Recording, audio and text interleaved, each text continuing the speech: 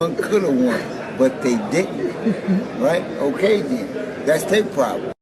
A whole bunch of motherfuckers would have won, should have won, could have won, but they didn't. Right?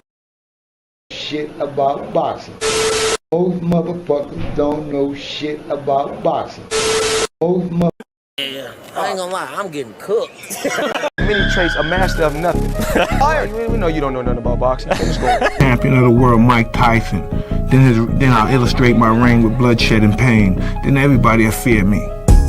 That tremble in the bone. He talks too much, he's ugly, he's pretending I'm the true champion, and they make me the underdog. I'm gonna show them all they're wrong, because I'm the champion. I'm the real champion. There'll never be one like me. They don't want no confrontation. I don't know. Don't be a fighter. You don't want no confrontation. Nope.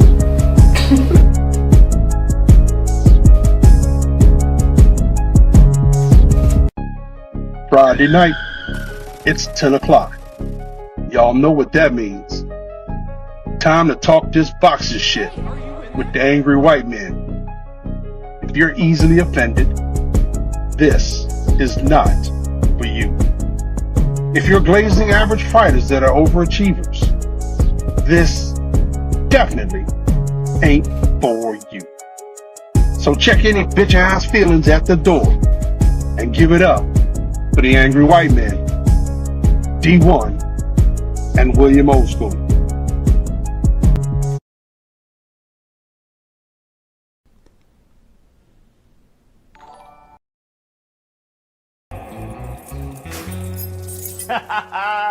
You really thought it couldn't get any bigger?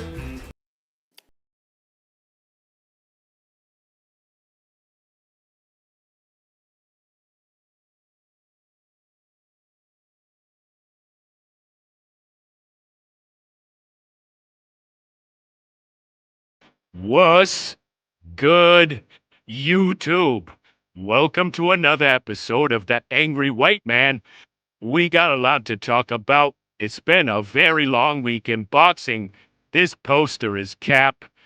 You can't be comparing none of these new guys to any of those old guys. We got the Najee from Cigar Talk and Devin Haney beef, and Devin Haney fans jumping out the window like they normally do. Sebastian Fundora and Keith, sometimes Thurman, have made an announcement. Yoenis Telez got beat up on an MVP card, and that's probably why we got Jamel Charlo out here chapping and putting sharks in lions' mouths and all of this unnecessary clout chasing.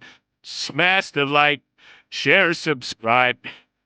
We're also going to talk about Jake Paul and Tank a little bit. If that's a real fight, man, Tank's got a tough fight in ahead of him. I don't care who you are, size matters.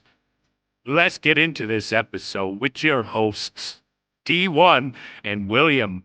Old motherfucking Feinted with the jab. A double hook, short hook, caught. See that counter left hand again. Right hand, very low for Romero. All right. Yo, what is up, people? How are y'all doing? What a long week in boxing. We're back here to talk some shit. We're going to give away $25 to the top chatter tonight, too. First time ever. It's been my idea. People heard me say it, and then they do it. You know how that goes. But what's up with y'all? What's up with you, OG? We're going to give away $25 at the end of tonight. So if you're in the chat, talk some shit. You're the number one chatter by the end of the night. You get a $25 cash app. So salute to that. Salute to y'all. What a week in boxing, man. What's up with you, OG? Not much, bro. Just waiting for tonight so we get this shit started. Yeah, man. There's a lot of people live, so it'll be a little minute for people come strolling in here. I'm about to change the time of this show. I'm going to do a weekly live stream. It's because it's the end of my busy season at work, so I'm going to have a lot more time coming up here, and I'm going to start going live weekdays. I haven't figured out the time yet, but I think like 4 or 5 p.m., probably like 4 or 5 your time. So it'd be like 6 p.m. 6 p.m. weekdays. We're going to change it up. We're going to do it. I'm going to be changing a lot of things around here. But so stay tuned Before for we that. get started on boxing, what do you think about this crap with Rampage's son? That's what before we get started with boxing, you mentioned something to me about it, so I pulled it up, and I'm gonna play this video from this guy. He did like a little small documentary piece on it, and I found it rather interesting, and I had to turn my camera off because I'm smoking. You already know how I do, but Yeah. um, this guy broke this down, and it's like it shows the whole entire explanation and everything that happened. So I'm gonna play it for everybody. Can you see this? Yep. You can see, right? All right. I understand and wish to proceed. YouTube, this is for educational purposes only. We're just trying to educate people. What happens if you take too many hits to the head, you get CTE and do crazy dumb shit like this young man did. Shout out to Mand, that is the content creator of this. I'm subscribing to his channel right there, right in front of all y'all. We're liking, sharing, subscribing. This kid's got a pretty cool channel. He's only got 9,000 subscribers. I mean, that's pretty good, actually. YouTube is hard to grow your platform on. If you know, you know. So shout out to this young man. He did a great piece of investigation journalism, and we're going to check him out, man. We're going to check this out. Hold up. Let me get the screen bigger. Shout out to everybody who's in here. If you're catching us on the playback, we do this every week, every Friday. We come in here and talk our shit.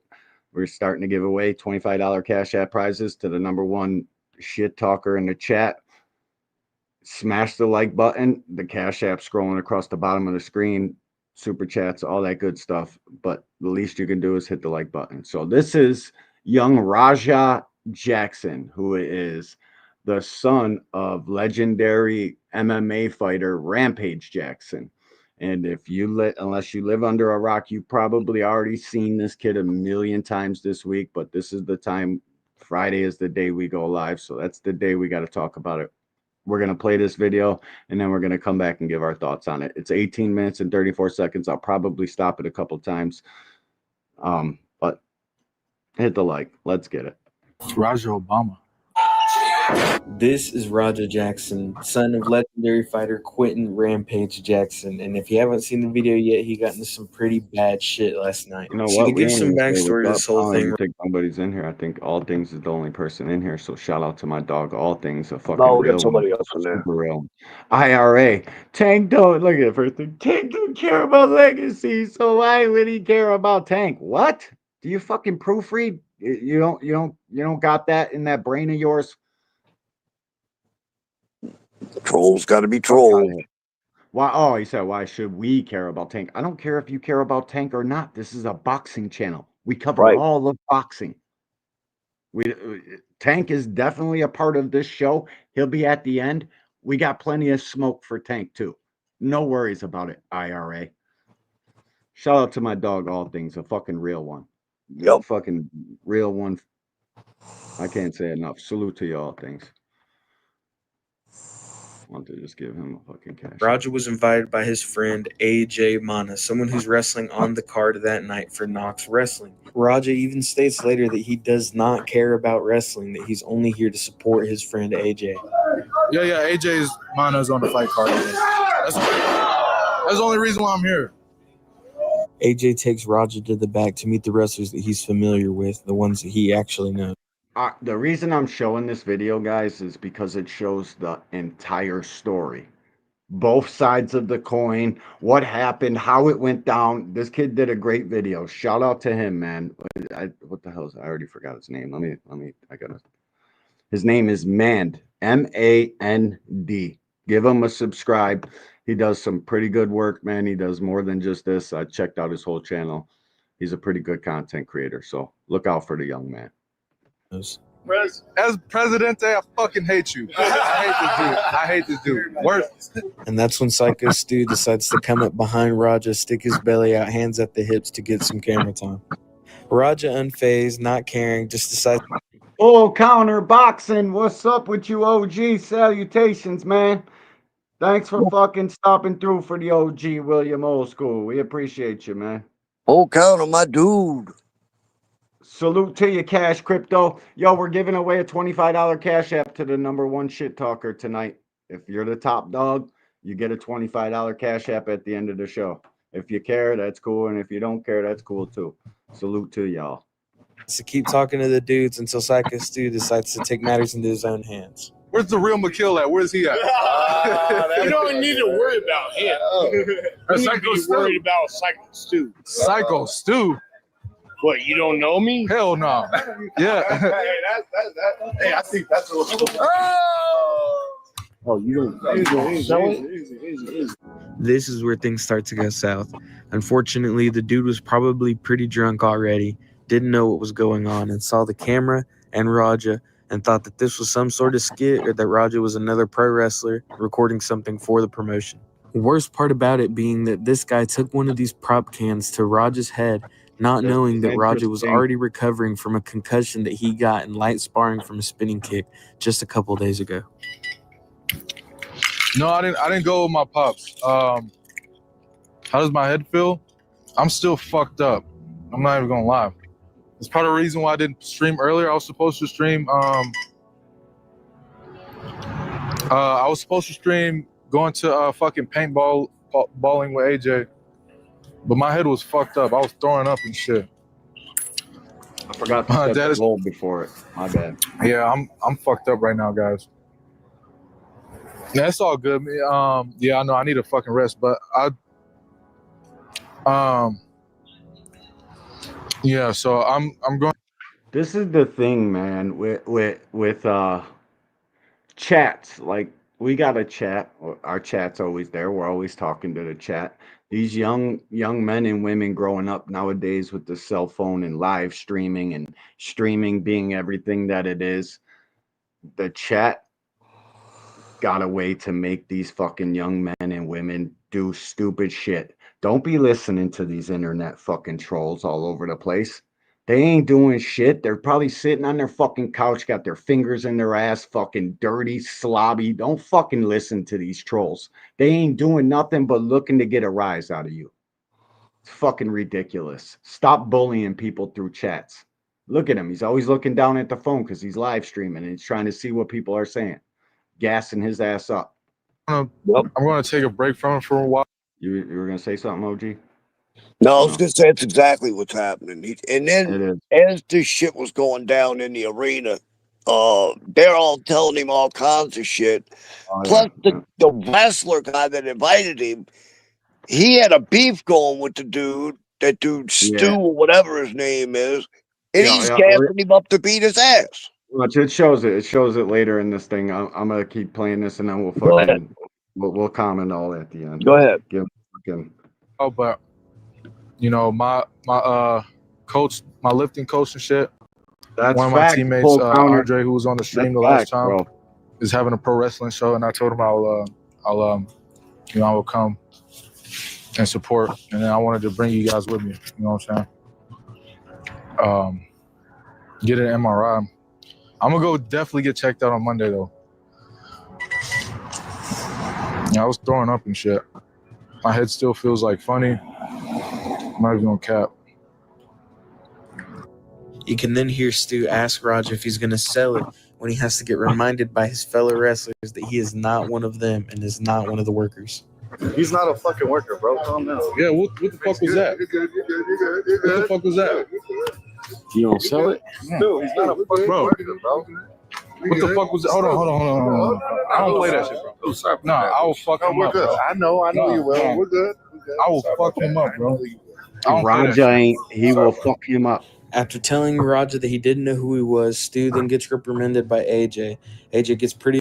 King B, what's up with you, champ? Salutations, bro. Hope everything's all right with you, man. Hope you're dealing with what you're dealing with, bro. Hope everything's going good, bro. Upset and lets him know that he's just a worker and that he needs to not be on all the time. You good. Apologize for that, man. Fix that. You hear me? Yeah. Tracy. Yeah, I gotta get. So what do you go? People don't give a fuck. Go there. Now y'all got my son mad at me. Real shit. One of them a bitch and fucking bit me. I'm tired of everybody fucking playing with me and shit. Think I'm always playing and shit. Call me bitch and shit. Not no fucking bitch.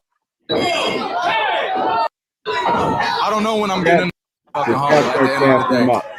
This nigga ain't no fighter, but I'm gonna really have to show him, like, nigga, you can't just hit a fucking can on my goddamn face. W, if you want to see me, you want to see if I can pick him up. W. See how he tells the chat, W, if you want to see me do it. They start gassing his ass up, gassing him up. He talks to his dad. His dad weighs in on the shit. Then he gets in the fucking ring and lets old Psycho Stu fucking have it. I'm so sorry. No, stop it. That's you.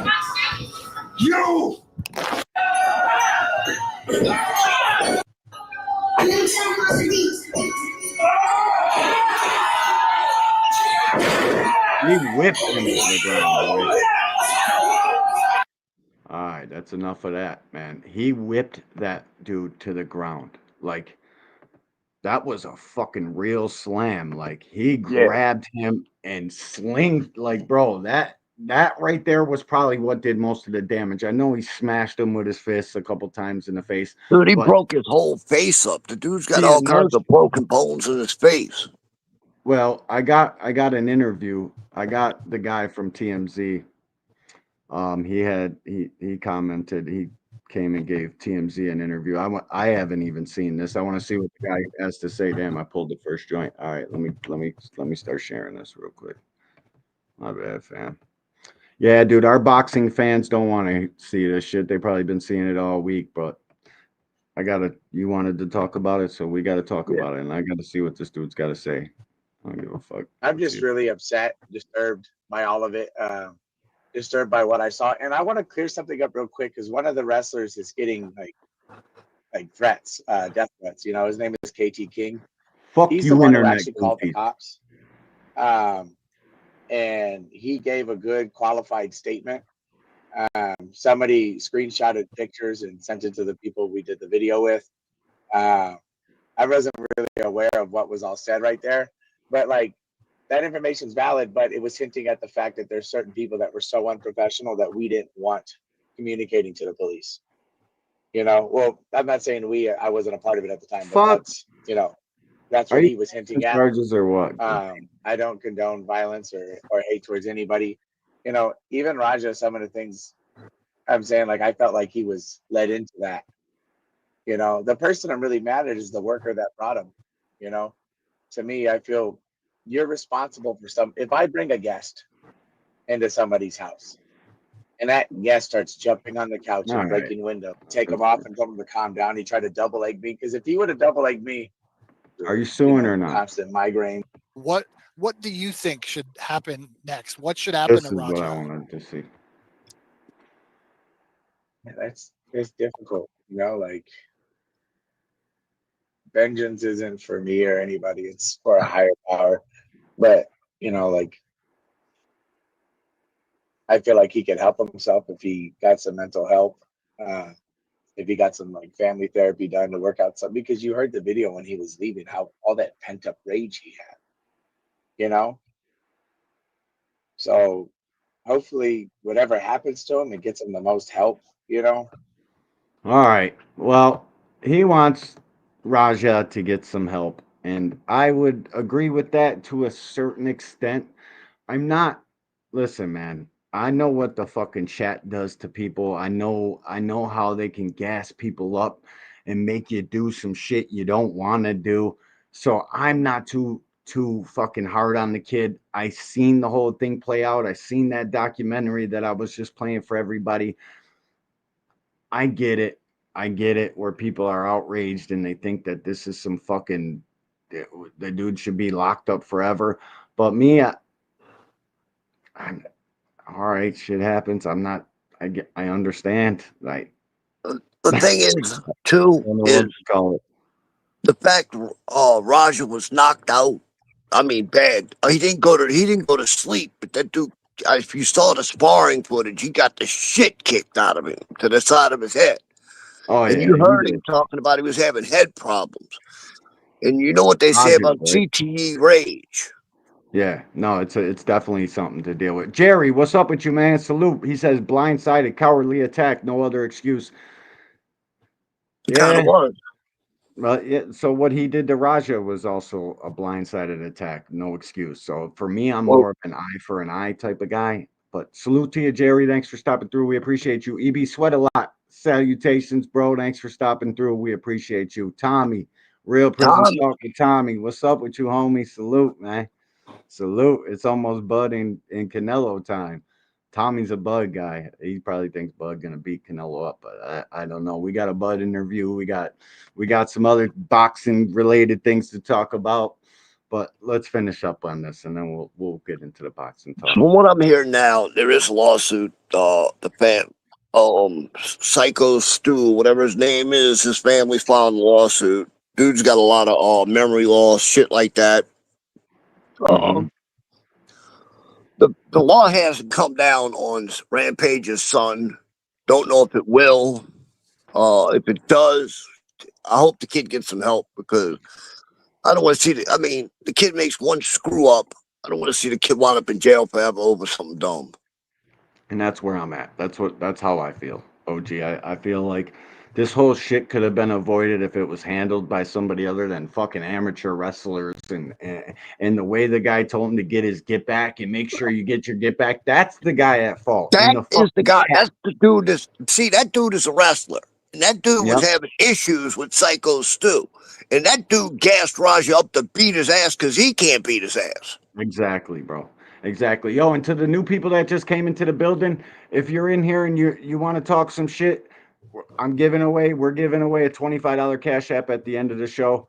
If you're still here and you're number one on the chat, the pound for pound chat, like right now, top fans, Pull Counter is number one. Pull Counter is in the lead for a $25 cash app because he's chatting the most. So if you're interested in winning a $25 cash app, talk shit about the things we're talking about. We're about to get into the boxing shit real quick here. So just so everybody knows, salute to y'all. When your name is Rampage, what do you expect? Exactly, Paul. Jerry says Raja had no real business over there with those wrestlers, and I agree with that, champ. I Yeah, do, but he I didn't. think he was going to support a friend, and things got blown out of proportion. Psycho Stu moved the first chess piece. If this whole fucking thing we can correlate it to a game of chess, Psycho Stu started the chess game when he smashed the kid over the fucking head with the empty I beer can. kind of see his side though too. I mean, he saw the cameras, and with that professional No, wrestling yeah, crap, you oh yeah, gotta no doubt, constantly stay in character, if you know what I mean. no doubt, no doubt. They're constantly acting. They're constantly trying to sell their show. They're constantly doing the shit for the camera, man. So I get that. I understand, and I don't want to see Raja go to jail. I want to see him get some sort of penalty for it because that was a bit of excessive. Like he could have slammed him just hard to the ground like that, maybe slapped him across the face or punched him one time, and that would have been fine. Where I had a problem is the third, fourth, fifth punch that are doing damage because once you're knocked unconscious and you keep getting struck Actually, like that, the that's whole video came out to be like I think they said 15 punches altogether. 15 shots, probably 14 too many, man. Yeah, 14 too many. So absolutely. I would like Rampage, like people don't know this. Him and his son are very close, but he talks a lot of shit to his son. His son, what are you over there dancing with dudes in tights and underwear and shit? Like he pokes at the bear, the chat pokes at the bear. So there's only so much poking you can do before a man fucking loses his mind. This is called the angry white man. Like I lose my mind quick. I lose my shit quick. I'm just like Raja. I probably would have did the same thing as Raja did. So I get it, and there's a time and a place for fucking violence and sanction fights. That's all good, but when somebody's not expecting it, it's no cool. It's not cool to anybody. Nope. Jerry says again, the empty beer can did literally no damage. But bro, did you see the footage where Raja got tapped on the chin by a shin and he's literally got a concussion? Fucking fucked Yeah, up. more than likely it's No CTE damage. rage. No damage. The guy's got a concussion already, bro. It's Right. still like that's where you gotta fucking know where you're at. Read the room. He wasn't one of the guys that you're supposed to hit over the head with a beer can. But I get you. It was a prop. This was attempted murder. He had what? He had not been pulled off. He probably would have killed him. No, bro. No. No. No. No. No. No, we're not going that far, buddy. Calm down. You're probably one of the guys in the chat telling him to do some shit like this, and then when he does some shit like this, you're taken back by it like he did something fucking outlandish. You guys were just gassing him up, telling him W's in the chat, and fucking gassing this young man up, bro. And that's what I'm saying, bro. Jerry, I don't know if you're that kind of guy, but I hope not, man. You guys talk shit in chats and gas up hosts and make them do shit that they don't want to do, and then when they do it, you guys are all fucking like, oh my god. This is a violent society we live in, bro. You're at wrestling matches that these dudes take money to get punched in the fucking face. It is what it is, man. However you guys feel about it, Jerry, I'm gonna give you a wrench in a second too, man. Thank you for contributing to the conversation. We appreciate you. Like I said, like his father said, he should not have been there. No, for real, man. And that's where I'm at with it, Jerry. I think he shouldn't have been there. I think he should have been at home resting with a fucking concussion because he was concussed as shit, bro. He caught a fucking shin bone right in the side of the head in padded sparring, knocked his shit loose. So he probably been taking too much damage as it is, bro. You know what I mean? Just fighting and shit. That one mistake though cost him, dude, because UFC threw him out. He's not going to get the fight in the UFC now, and who knows what's going to happen with him. Oh yeah, man. And Raja is an up and coming superstar for the UFC. And speaking of the UFC, well, Dana mostly, we got Canelo and Crawford. And now this week, we're gonna finally get into the boxing talks. Jerry says, I am a real man. I do not blame others for my actions, bro. Wrong is wrong. No doubt he would have kept beating him. He was not letting up. Nah, he wouldn't have kept beating him, bro. I think he was just at the end, like. But you know, you seen what you seen. I seen what I seen, and I can't be mad at what you're saying because you fucking feel We don't know. about it. So It is what it is. But we had an eventful week in the great sport of boxing. That's the only reason why any of us are here is for the boxing. Sorry, we had to take a little 27-minute detour, but the OG wanted to talk about it. This is his show. He talks about what the fuck he wants to talk about. Canelo and Crawford. So this week on YouTube Boxing and Twitterverse and everywhere, there was a Jaron Boots Ennis made headlines, and how he made headlines is going to spar with Canelo and Crawford. Now, people are saying now that Jaron Boots fucking the only reason he did this is to get headlines. He stopped Canelo in sparring, and now we're at, like, did you hear that this week? Yeah, I heard that. Do we have proof that he actually stopped Canelo though? No, absolutely not. Absolutely That's what not. I'm talking about. And listen, bro, when you think about it, how close we are to this September fight date, there ain't no. And shout out to Twitter. We always got way more people on Twitter than we do on YouTube. I wish you folks from Twitter would come over here to YouTube where we get paid for it. We'd appreciate it because I'm not going to keep streaming. But shout out to y'all, man. Give us some sort of engagement. You know how we rock. We'll follow you back if you're not some sort of weirdo. Salute to Twitter. But now, people fucking jumping out the window, losing their fucking minds over why he did it, sticking on code and not on code and off code. There ain't no fucking code, bro. How is there a code when Bomac trains Mexican fighters? What the fuck are you talking about, Bernie the boxer? There ain't no fucking code. Canelo pays top dollar for top fucking names in the game to come spar with him. That's how this game goes. Pull Counter said that's why his daddy. Oh, hold up. He was talking about the Roger shit. That's why his daddy should have guided him through the part. Yeah, no doubt. Pull. No doubt. But, like, I don't know. People don't know this. Like, they think Jaron Ennis just took some sort of fucking payday to go spar Canelo. But that's not, listen, bro, that's not it. Team Ennis has had a fucking relationship. Did I even grab this link? I'm trying to grab a link in the back. Team Ennis has had a relationship with Team Alvarez and Reynoso for decades, for as long as Bozy Ennis has had sons at the top. Because most people don't know this neither. Jaron Ennis is not the first Ennis boxer. He's actually the fourth if you include Bozy. Bozy was a professional boxer. Farah Ennis and Pooh Ennis, both fucking professional boxers. I think Pooh was number one in the IBF and the WBA at one time. He was a fucking good boxer in his own right. He just couldn't stay with it long enough to reach the heights that Jaron Ennis is reaching. They've had a relationship with the Alvarezes forever, bro. I'm looking for this fucking link that I had with Ellie Setback, and I'll show you guys. It's literally they've had a Well, another thing, let's just face it, bro. You know how many freaking years all races have been fighting, sparring each other, preparing each other for fights. People acting like this is the first time. They acting like, oh man, Boots and Bud. Boots and Bud is nothing. If anything, I did give Boots a shot at 147. So what kind of ties does Boots have to Bud? Why does he got to be Bud's buddy or some kind of shit like that? No, it don't work that freaking way. These guys have been doing this forever.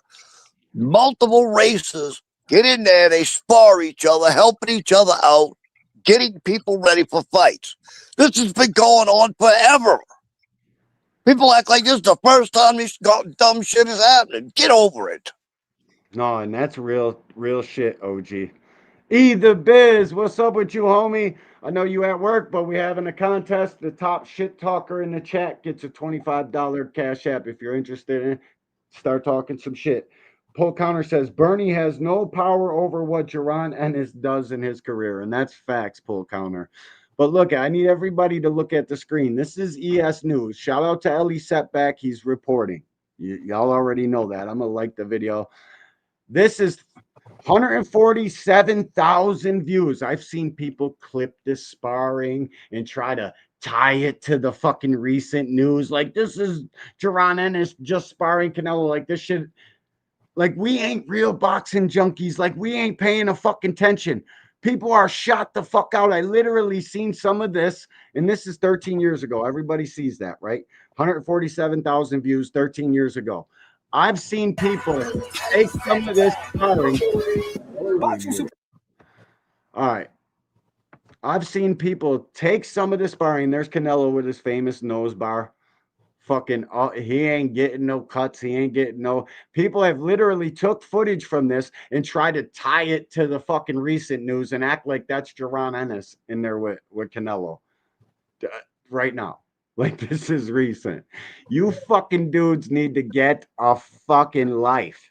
Stop trying to stay out in front of some Twitter news and some bullshit fucking news because, bro, we know the internet is undefeated. You're not going to be able to get none of this shit off. And I've seen tweets fucking catching fire of this fucking sparring shit.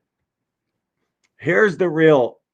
I think this is the real. No, it's not. Here's some real footage. I think this. No, this is old. Matter of fact, my bad. I shouldn't even have showed y'all that. Let me get this out of here. All right. How the fuck do I go back? There it is. There's the back button. Here we go. All right.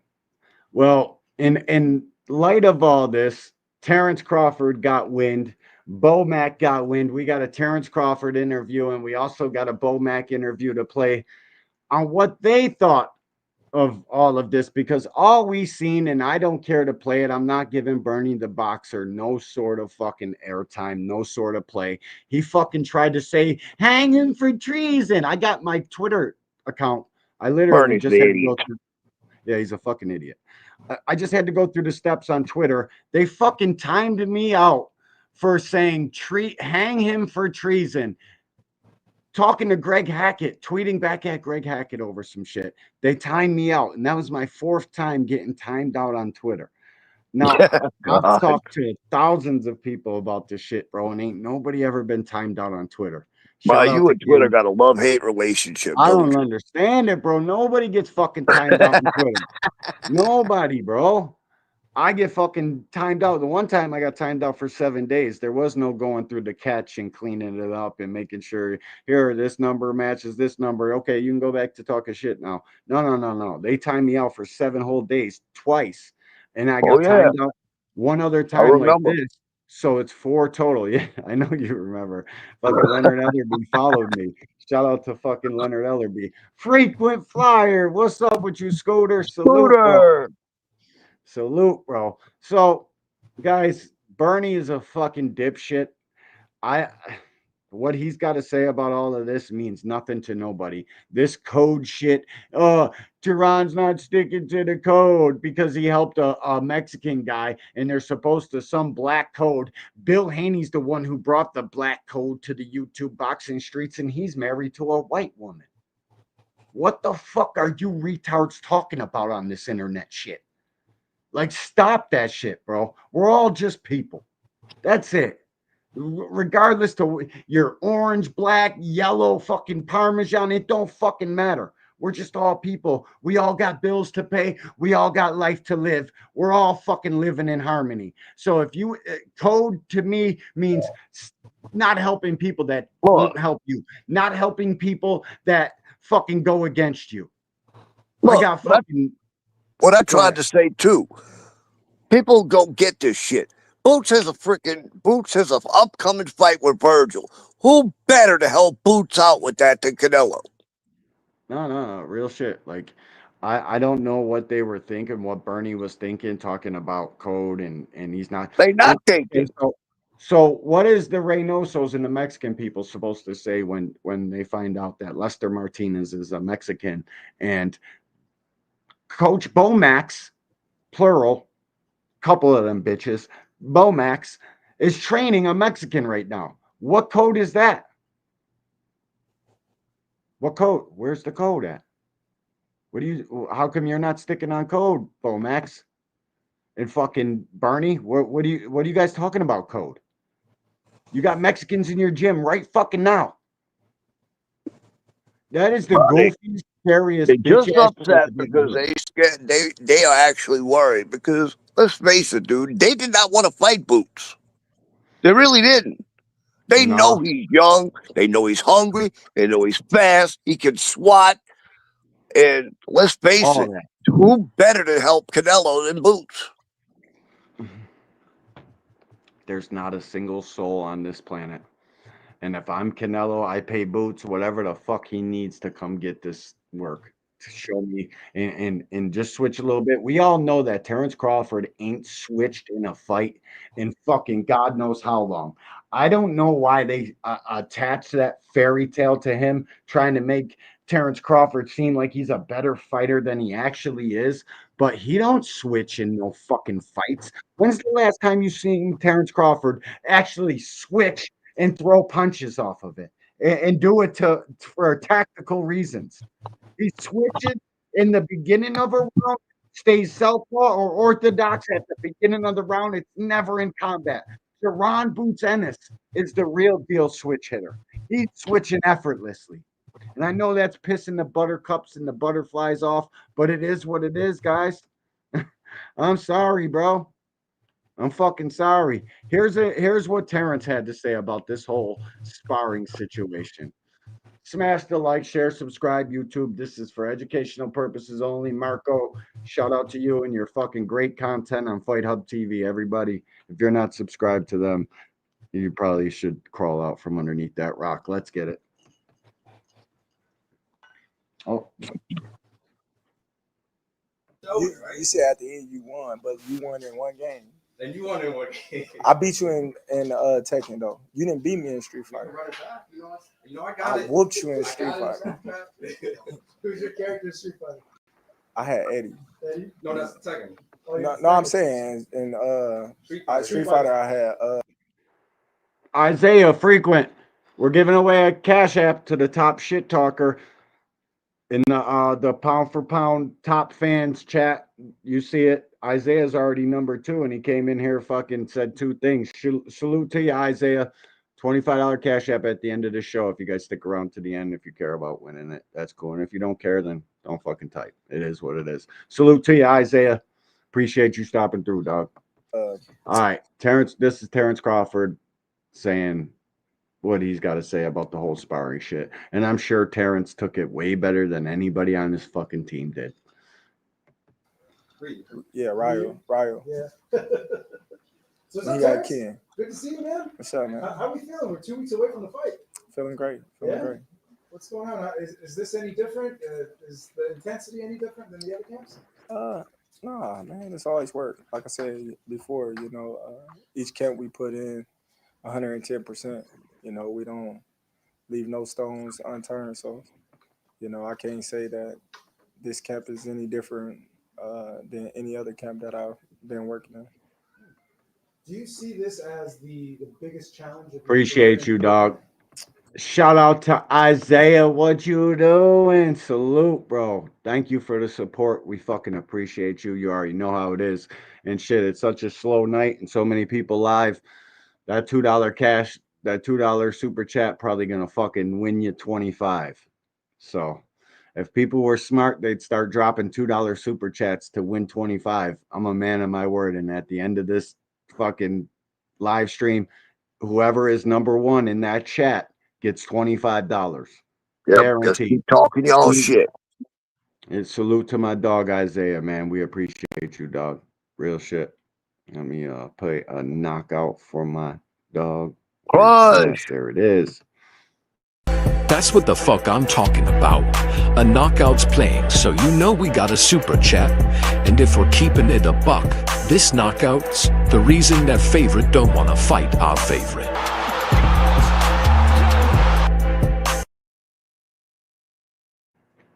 Salute to you, Isaiah. Appreciate you, man. And one more again. And Crush, the legend.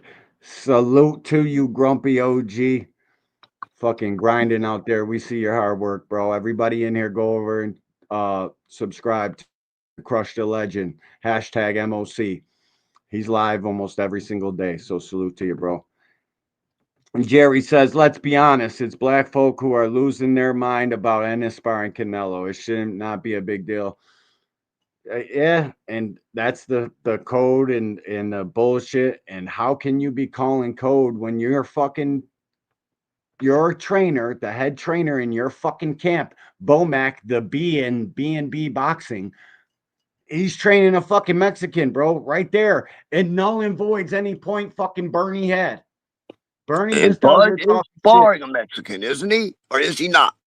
Yes, and I heard, yo, bro, listen, there this you is go. what the Terrence Crawford fans, you're not going to want to hear this, but I heard Lester Martinez knocked fucking Terrence Crawford down in sparring and made him fucking say that's enough for today. Pull Counter says, fuck Isaiah's $2 super chat. He ain't taking this 25 from me, dog. I'm the top chatter. Salute to Pull Counter Boxing. We appreciate you, OG.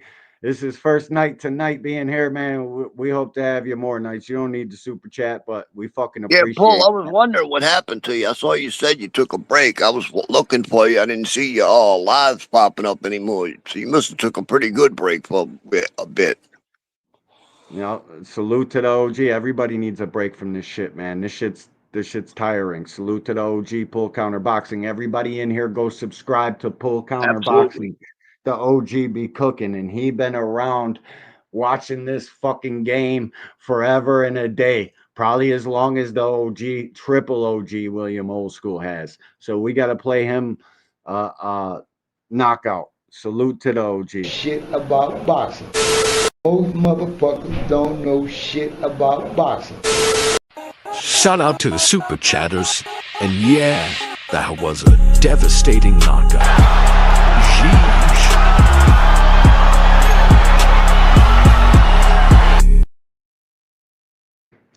CP put the fucking reset onto Andre Durrell. He rang that motherfucker's doorbell, bro. That was a cold-blooded knockout. Salute to the OG that triggered the knockout. Appreciate you, Paul. Thanks for stopping through. Yeah, you can say that, but they all big challenges. When you get on this level, it's about who won it the most at the end of the day. Bud, the type of dude is when you look at Spence. You claim That you was my biggest forgot them. challenge. When you look at Lace Postol, that them was my up in biggest front. challenge. When you look at Masvidal, that was one of my big challenges because I was moving up in weight and Nello versus you know, Bud would be given the the battle of who circumstances got the that best you know steroids, and his that's a background, fact. amateur background, and things Vic like got that. it. Gamboa was my biggest. They all big challenges in their own right. Wait. Hold up. I gotta rewind this. Hold up. Because he talking about big challenges. That was the one. And listen, bro, I get it. Errol Spence showed up, had a broken rib. You fucking washed him in 7 rounds, 9 rounds, whatever the fuck it was. Terrence Crawford beat the shit out of Spence. Stop acting like Errol Spence isn't the best win on your fucking resume. Stop trying to gas up guys like Ricky Burns and fucking Gamboa. Like, come on, bro. This is why people don't fuck with you, because you're not real when the fucking camera's in your face. You always say some fuck shit like your partner Bernie did. Like, bro, Errol Spence don't come out of his fucking mouth right here. There's some bullshit, bro. And my big challenges because I was moving up in weight and, you know, given the circumstances that. Bruce Gas, the fucking quadruple OG. He's a Bruce. triple OG with another O on the end of that bitch. The literal godfather of this boxing talk shit. Appreciate you stopping through, Bruce Gas. Salute. You know, his background, amateur background, and things like that. Gamboa was my biggest. They all big challenges in their own right. Have you put on a lot of weight or muscle? Like, how is it in that department? Because I know a lot of people have said, like, hey, you're fighting a big guy, 168, who's used to fighting guys that are bigger than him. It might be smart to put on a little bit more, like, mass. Comes natural with working out. Yeah. You know, like I said before, the only thing. Speak the fuck up, dude. About this camp, different than any other camp, is I don't gotta cut muscle. I don't gotta, you know, watch. Hold the fuck up. Isaiah says, what the fuck are the snack fighters gonna do when Scarface fucking PD god rolls the fuck over with his pancreatic cancer that he's got right now? Funny how he can juice fighters up but can't give himself enough nutrients to not get fucking pancreatic cancer. Fuck out of here, Victor, you old cheating dirty bastard. Fucking calling everybody else a cheater. Pointing, fucking the kettle's black and he's over here pointing at everybody. You're a cheater. He's cheating. They're cheating. The whole fucking time he's got these dudes gassed the fuck up. Fuck Victor Conte and the whole entire snap fucking organization. Fuck out of here with that shit. This motherfucker, I just forgot what I was going to say. Listen, number one, Bud Crawford. Speak the fuck up, bro. Say the shit with your chest. It's amazing to me how he can he'll probably put paws on me. But in real life, we're not playing by boxers' rules. So, but like, it's amazing to me that he can put the hammers on somebody, fucking beat the dog shit out of 99% of men walking this planet, but can't fucking speak loud enough in their interview for nobody to hear him. It's like no confidence. He look old in the face. He's starting to get up there, and that's a thing we got to fucking think about. Canelo's 34, alcohol. Probably ages you a lot faster, but then again, I know a lot of drunks that that's all they do is drink. They don't eat, they don't do nothing, they just drink. My mom was a drunk. Like, bro, alcohol preserves you. And fighting is a whole different story. So Canelo's 34, Terrence is 38. Terrence, fucking, you guys act like this dude is God himself. You think he's God's gift to fucking throwing punches. I've heard this week, I've heard it all. Terrence Crawford's the TBE right now before he even fights Canelo. He's better than, I've heard Terrence Crawford's better than Floyd Mayweather like 5 times this week. Mount Rushmore of boxing. None of this shit is true. Terrence Crawford doesn't even crack the top 10 if he knocks Canelo out. He can knock him spark the fuck out cold sleeping. They need to wake Canelo up with smelling salts. He's still not in the top 10. Tell me who he's better than in the top 5 to give him a top 5 roster slot on the Mount Rushmore of boxing. Chat, there's $25 on the line. The more you chat, the closer you get to winning that. So tell me who your top 4 boxers would be and if Terrence Crawford would ever crack your Mount Rushmore. what I do in strength conditioning, I can, go Oh, fully. that's what I wanted to say. He just said, we're going to rewind it. And I'm sorry, guys. I don't have no power to turn his volume up any louder. He's just talking like a bitch. He's just talking like a straight fucking female that's scared to be in the room that she's in. Fucking speak up, buddy. The fuck? This camp, different than any other camp, is I don't got to cut muscle. I don't got to cut muscle. You know who has to cut muscle from camp to camp to camp to camp? OG, you know which guys would be cutting muscle? The guys No, that are go ahead. fucking fighting What in you weight saying? classes, that they have no fucking business being in. It's the only Oh, time yeah. you would have to cut muscle. This fucking dude's lying. Bro, listen, I don't tell too many people this. This dude used to be my favorite fighter. I used to fucking swear by Terrence Crawford until the fucking Errol Spence shit started coming around and I started paying attention to YouTube boxing and fucking people like BF and everybody that fucking pointed out the idiosyncrasies and the bullshit in this dude pointing out all the cap. I said, fuck Terrence Crawford. This dude just be capping for no fucking reason. It's like, why? What the fuck are you got to tell a little white lie there for? There's no reason for it, bro. Just capping for no fucking reason. I gotta like the person somewhat. I gotta be able to look at a person in order for you to be one of my favorite fighters or a fighter I'm gonna cheer for. I have to look at you and believe what you're saying. I have to be able to believe some of what you're saying. Yeah, Terrence Crawford can fight his ass off. There's no doubt. He's definitely top 5 in the world right now. I think David Benavidez is the best fighter on the planet. Nobody, if Terrence and Benavidez were the same size, you would pick Benavidez to beat his fucking ass. Okay? Yep. There's no two ways around it for me. That's why I have Benavidez as pound for pound, but that's besides the point. I can't get behind Crawford anymore because now that I paid attention to YouTube boxing, they pointed out the bullshit in this guy and I can't unsee it. No matter what he does, how many fucking houses he fixes up for the fucking homeless, how many plates of dinner and school drives he has, no matter what he does, I can't see past the bullshit that I've already fucking got burnt in my brain. I can't like Terrence Crawford, no way. And listen, normally I kind of want Terrence to win because he's from the fucking United States. I can't fucking root for a Mexican to beat a USA fighter. I can't. Because I'm American. That's what boxing is about. It's not about what skin color you have and what code you stick to. It's about my country versus your fucking country. The best fighter from my country fighting the best fighter from your country. That's where this shit's originated at. That's where the fucking grassroots and the fucking tree roots for this sport, that's what this sport is built upon. We're just so far from that now whatever fucking narratives where we're at, bro.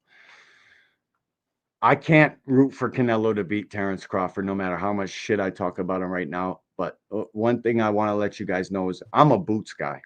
This whole Terrence versus fucking Spence shit. I as soon as I don't fucking root for Terrence anymore, I've always been a Jerron Boots Ennis fan, but that everybody pointing out the flaws in this dude's shit made me go harder for Boots. Tank, Boots, Benavidez, and Tank is falling out of the top 3 almost. Almost. We're going to talk about Tank and Jake and is it a dangerous fight to you guys a little bit later in the show. I'm going to let him keep talking because I got to hear what he's talking about. And shout out to, if you're catching this on the replay, smash the like button. And if you're a real supporter of the show, join the membership. Fucking come to our live streams. Drop a super chat. This channel needs your support. We work hard over here, man. This shit ain't easy. So and if you can't do none of that, hit the subscribe button. It's free. You know what I mean? Just like the like button is. So salute to y'all. Watch what I do.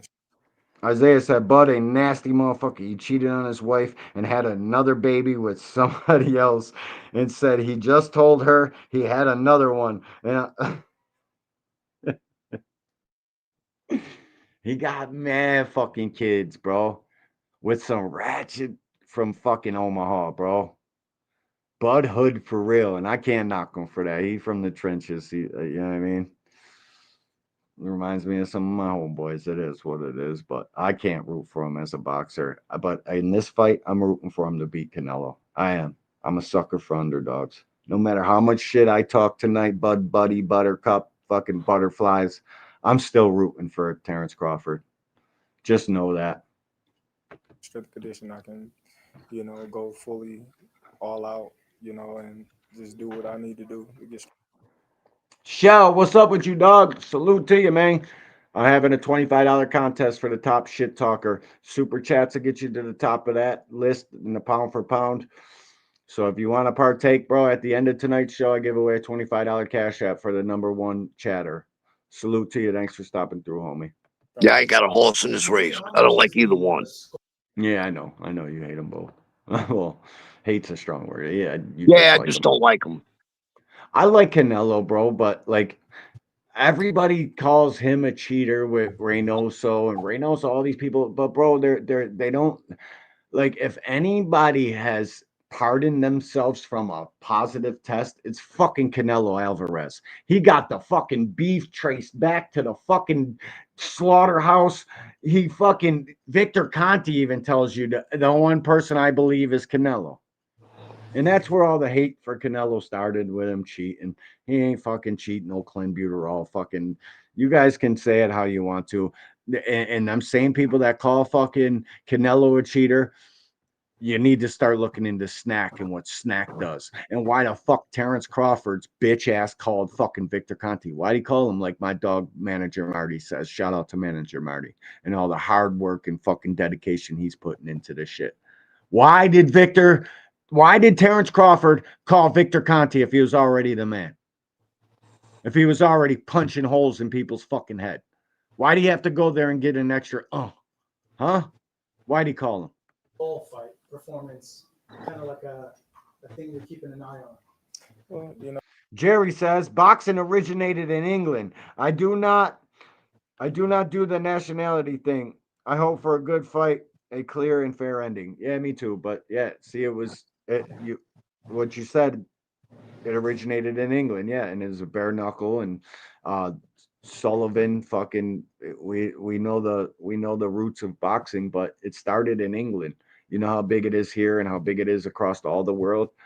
That's why it's a country thing. It's a nationality thing. It's not race, bro. Boxing it's racially charged and racially fueled nowadays, and race sells. I fucking hate that, bro, because I'm a white dude from the motherfucking trenches. And the people I spend most of my fucking time around, it's just a fucking touchy subject for me. It sucks. It's whacked. It's about country. It's not about race. Oh fuck! Where did this thing go? That's not a fight that I really, look into because, Canelo is a great fighter. The fuck happened to this thing? One bad performance don't define a fighter. Given the circumstances of his previous fights, and, we looking forward to Canelo being the best Canelo that he can be. Skull might not have made him get to that point where he felt this shit's pissing me off, bro. Danger or any there it is. Significance where he had to go to that deeper level in training or take the fight as serious as he's taking this fight. So I don't know. Yeah, I'm gonna keep letting this play. I just gotta go grab my thing. I can hear it in my headphones. What's your perspective on this? Some have said that you have to fight like Skull in order to win the fight. Like, do you feel that you have to fight that way to beat Canelo, or you're like, nah, like I could beat him in the mid distance? Just fight my fight. You know what I mean? A lot of people, they have their opinions. They have they what's gonna happen in the fight, but they don't know what they talking about. They just gotta watch the fight, and then after the fight, then they make they comments, because a lot of people is just premeditated and just talking. There's a lot of pictures kind of going viral. Life is good. What's up with you, bro? Thanks for stopping through. Appreciate you, man. Salute. He says D1 AWN, my brother from another mother. No doubt. I heard pull counter boxing. For the good brother. Yeah, no, he in here. He in here. And yo, life is good. If you stay for the whole show and talk a lot of shit, you can win $25 Cash App. The number one chatter top fans. You see the crown at the top of the chat. I'm sure you're aware of it. I'll give $25 to the number one guy at the end of this show tonight. So salute to you. Thanks for stopping through. Hernandez and Jerron, it's kind of like he has like the Avengers or like the Justice League sparring partners taking the fight serious. Really, tough sparring partners. Just wanted to get your thoughts. What is there to talk about? You fighting the best fighter in the world. You better be taking it serious. That goes to show, how serious he. Life is good. I appreciate it. Either way, bro. It's all good. Why is this dude above a whisper? I don't know. It pisses me off, bro. He Dude, talks like drive me crazy trying to hear him. Fucking dude, say this shit with your chest, my boy. Fucking speak up. But this is getting good. I didn't even see this interview, so I'm like paying attention. I want to hear what he's got to say. Oh, you see that gray? You see the gray whisker right there, bud buddies? You see that? That's not a pimple on the side of his face right there. That's a gray whisker. He probably got the ones here are probably all colored in. Yeah, he's a beard dyer, just like fucking Blue Goofy and these other dudes. Motherfuckers, we know you're 50. Stop fucking dyeing your fucking beard. You look like a jackass. Stop it. Earn them fucking grays. Because, if I haven't fought anyone, if I was too small, if I was, all these things that all the media say I was, then he wouldn't need these guys to help prepare him to fight me. He wouldn't, need all the help that, he's getting. Hold on, guys. I got to rewind it because this is a good help part. that he needs because he's fighting my fight. You know what I mean? A lot of people, they have their opinions. I hate even watching this longer than I have to. They what's going to happen in the fight, but they don't know what they talking about. They just got to watch the fight, and then after the fight, then they make they comments because a lot of people is just premeditated and just talking. Grace. He's not a dyer. Good job, Terrence. Maybe he's not. Hernandez and Jerron, it's kind of like he has like the Avengers or like the Justice League sparring partners taking the fight serious. Really, tough sparring partners. Just wanted to get your thoughts. What is there to talk about? You fighting the best fighter in the world. You better be taking it serious. That goes to show, how serious he's taking me and how much he respects me. Because, That's a fact, though. That's what like when I first heard the news that Jaron Ennis is going over there to spar Canelo, I said, Terrence Crawford's in trouble. Not because he's sparring Jaron Boots Ennis. I didn't even, okay, Jaron is somebody that can mimic Terrence, fucking probably the only guy that you can go get to. As soon as I heard that he's fucking going to get Jaron, it told me his mindset. It told me where he's at for this fight. Told me how he's taking this fight. Very fucking serious. Yep. Let this soft-spoken woman keep talking. This guy is talking very low. I'm sorry, Chad. I can't turn it up. But that's what it told me. It told me that he's in a fucking headspace that let me tell you, he's got Canelo in this fight acts like he's got something to prove. Ever since he lost to Mayweather, he's been looking for somebody, a smaller guy, which is I think why he fought Mel. Yeah. But he's been looking for a smaller black fighter, just like what happened with Mayweather, to beat up on. Mm-hmm. Now he's got his wish because all of these fools keep comparing Floyd and Bud, which is absolutely absurd. But you got a lot of people talking that shit. So Canelo is looking at this as, hey, here is my get back fight, even though it's not Mayweather in the ring. You know what I mean? Yeah, no, and I agree with you there, bro. And I think Canelo learned a lot from Floyd Mayweather. But here's the thing. like you guys, you see Bivol outbox Canelo, in which I think a lot of that, like people don't really know what the fuck they're looking at. They're hearing the retard Sergio Mora fucking gas up Bivol. I like Bivol. I like what he's doing.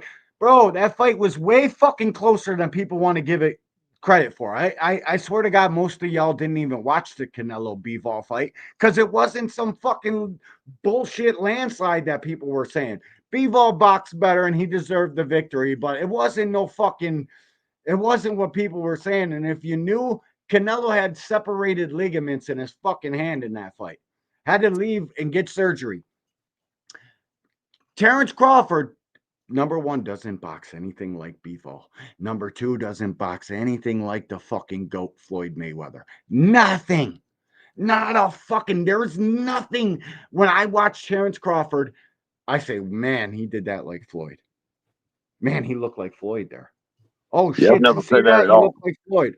Never fucking happened. Nope. Never once, ever, never fucking happened. You know why? Because Terrence is a better fighter than he is a boxer. Terrence is a pocket fucking demon. He is literally the style Terrence Crawford fights is the style I love to fucking watch. Love it. Like that's how fighters should fight. He's a true old school fucking fighter. He's a throwback fighter. He's a complete fighter. He's all of that. Which is all of that is why he gets fucking steamrolled by a much bigger man. Everybody's like, you see, Terrence was bigger than him in the face off. Did you think? Yeah, they say Canelo's the bigger man, but is he really the bigger man? Wait, what? Are you fucking retarded? Watch how fast the bigger man is going to show seriously in that fucking fight. And you guys think Terrence Crawford? Let me tell you a little bit something about fucking human genetics and in science. You can only pack on 8 pounds of muscle in fucking, you would literally have to live inside of the fucking gym to pack on. No, it's not 8 pounds. It's 60 to 68 is the biggest jump in boxing. That's 8 pounds. 54 to 60 is 6 pounds. That's 14 pounds. 47 to 54 is 7 pounds. That's 21 whole fucking pounds. Now, unless Terrence Crawford knew he was getting a Canelo fight and started packing the weight on according to science, he'd be able to put on 8 pounds in that time frame. 8 pounds. He's got Victor Conti, so he's got a little leg up on most people because Victor Conti is going to have this dude ready. He's going to have him fucking wicked up to the fucking point, fucking micron below cheating. That's what it's going to be. That's where he's going to have it. Isaiah said Bivol went 24 with Better Vive, who is a strong motherfucker. So that tells me Bivol is strong as hell too. That's a fact, Isaiah. That's a fact. But has that Victor Conti mix. No doubt life is good. Fucking that Victor Conti pack hit different. All right. He's going to be fucking wicked up to the max. But guys, there's a reason 160-pound Canelo can go to 168 and pound the shit out of every champion they got there. Go up to 175 and knock the Crusher Kovalev. Spark the fuck out. Sleeping cold. You know what that takes shots from Triple G straight on that iron fucking chin. Return fire. Canelo Alvarez is punching like a goddamn mule kick. Terrence Crawford fights within the range that mule kick will hit him an awful lot. This shit's not going to bode well for your fucking hero butterflies. It's just not. What people don't talk about too, bro. Oh, let's face it. This chat. Hold on, bro. If come into the chat and fucking tell me how Bud Crawford beats Canelo, and I don't want to hear about he outboxes him to a split decision. Tell me how he beats him in the fucking chat. My bad, OG. I was finishing the thought though. People don't realize is go back and really watch Bud versus Madrigal. Bud looked slow. He looked old. Fucking Plus, stuck in the he mud. hit Madrigal with shit and didn't even buzz him. You think he's gonna buzz Canelo, who's been hit by way, way bigger men?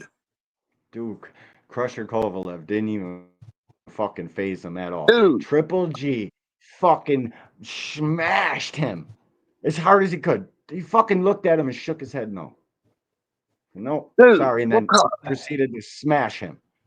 Look how many times he's been hit by these big guys and they couldn't even budge him. And yet, here comes Bud putting on a lot more weight. It's going to slow him down. He's 38 years old. What do y'all think? He's going to all of a sudden hit the fountain of youth? Yeah, that's what they think, or fountain of victor, one or the other. And what if Terrence Crawford does knock fucking Canelo out? What would that say about Victor fucking Conti?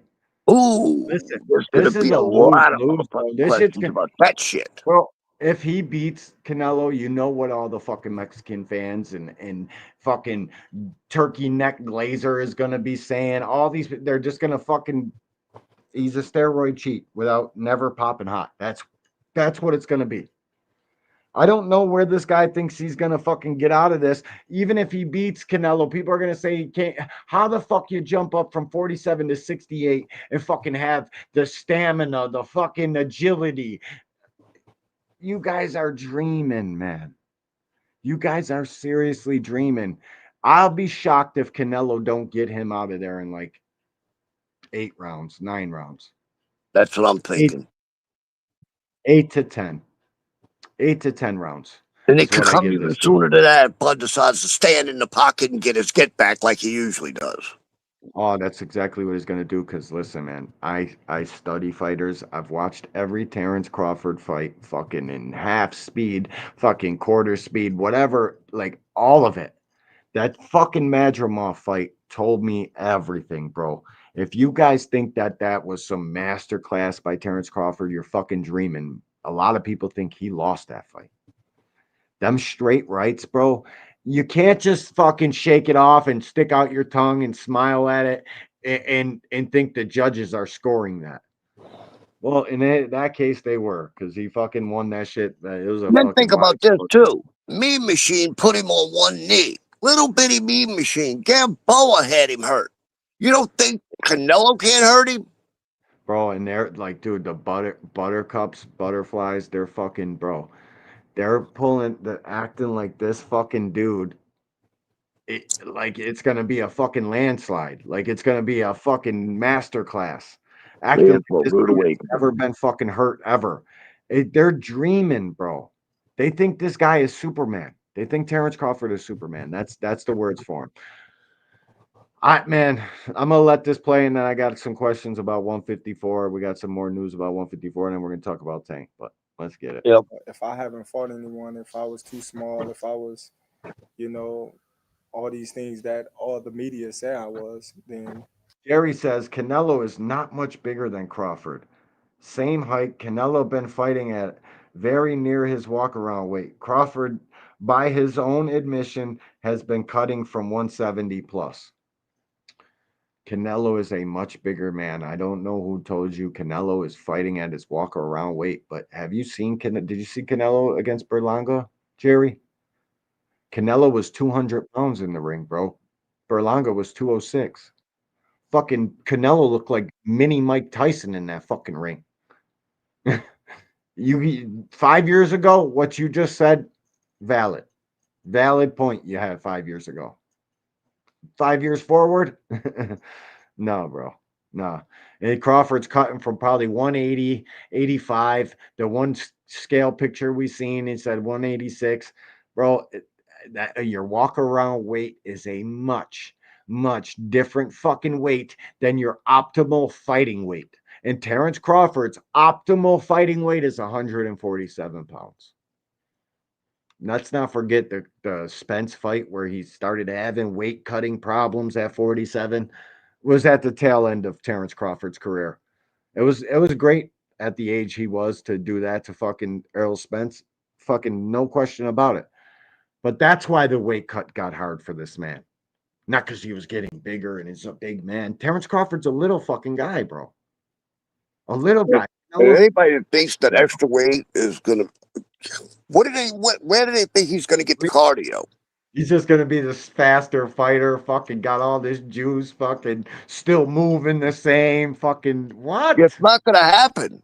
No, bro. Don't go like this. When your arms got 2 pounds more weight on them each a piece, let's just average it out. Let's Look, say I've said this his arms are multiple. 4 extra pounds. I've said this multiple times. When Bud figures out he can't hurt Canelo, Bud's gonna do the same thing Mel did. I don't think he can though, OG. I don't think it's in him to do that. And listen, it took Jamel fucking 8 weeks of training to fight like that. Moving.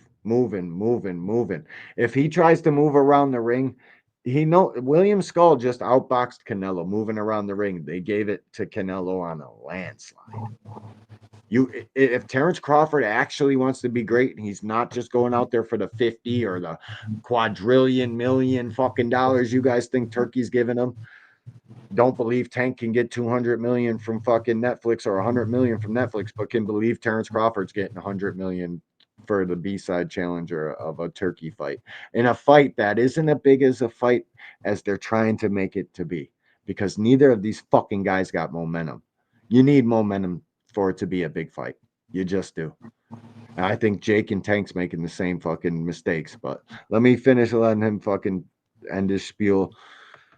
He wouldn't need these guys to help prepare him to fight me. He wouldn't, need all the help that, he's getting. But I'm happy that he's getting the help that he needs because, after, September 13th, there will be no excuses.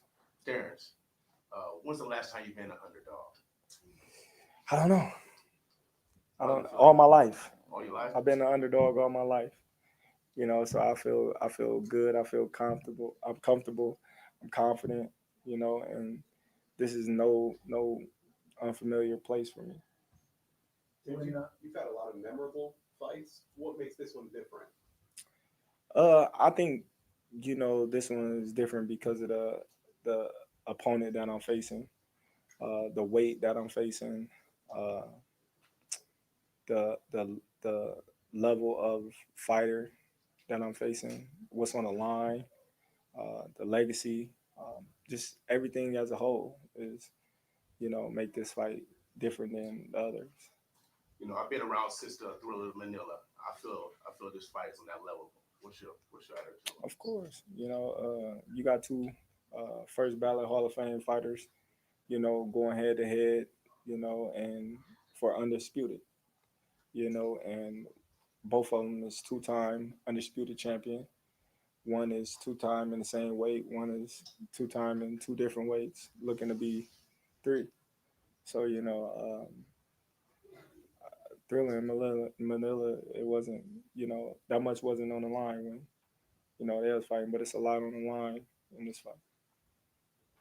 You've had a lot of send-offs and celebrations here back home.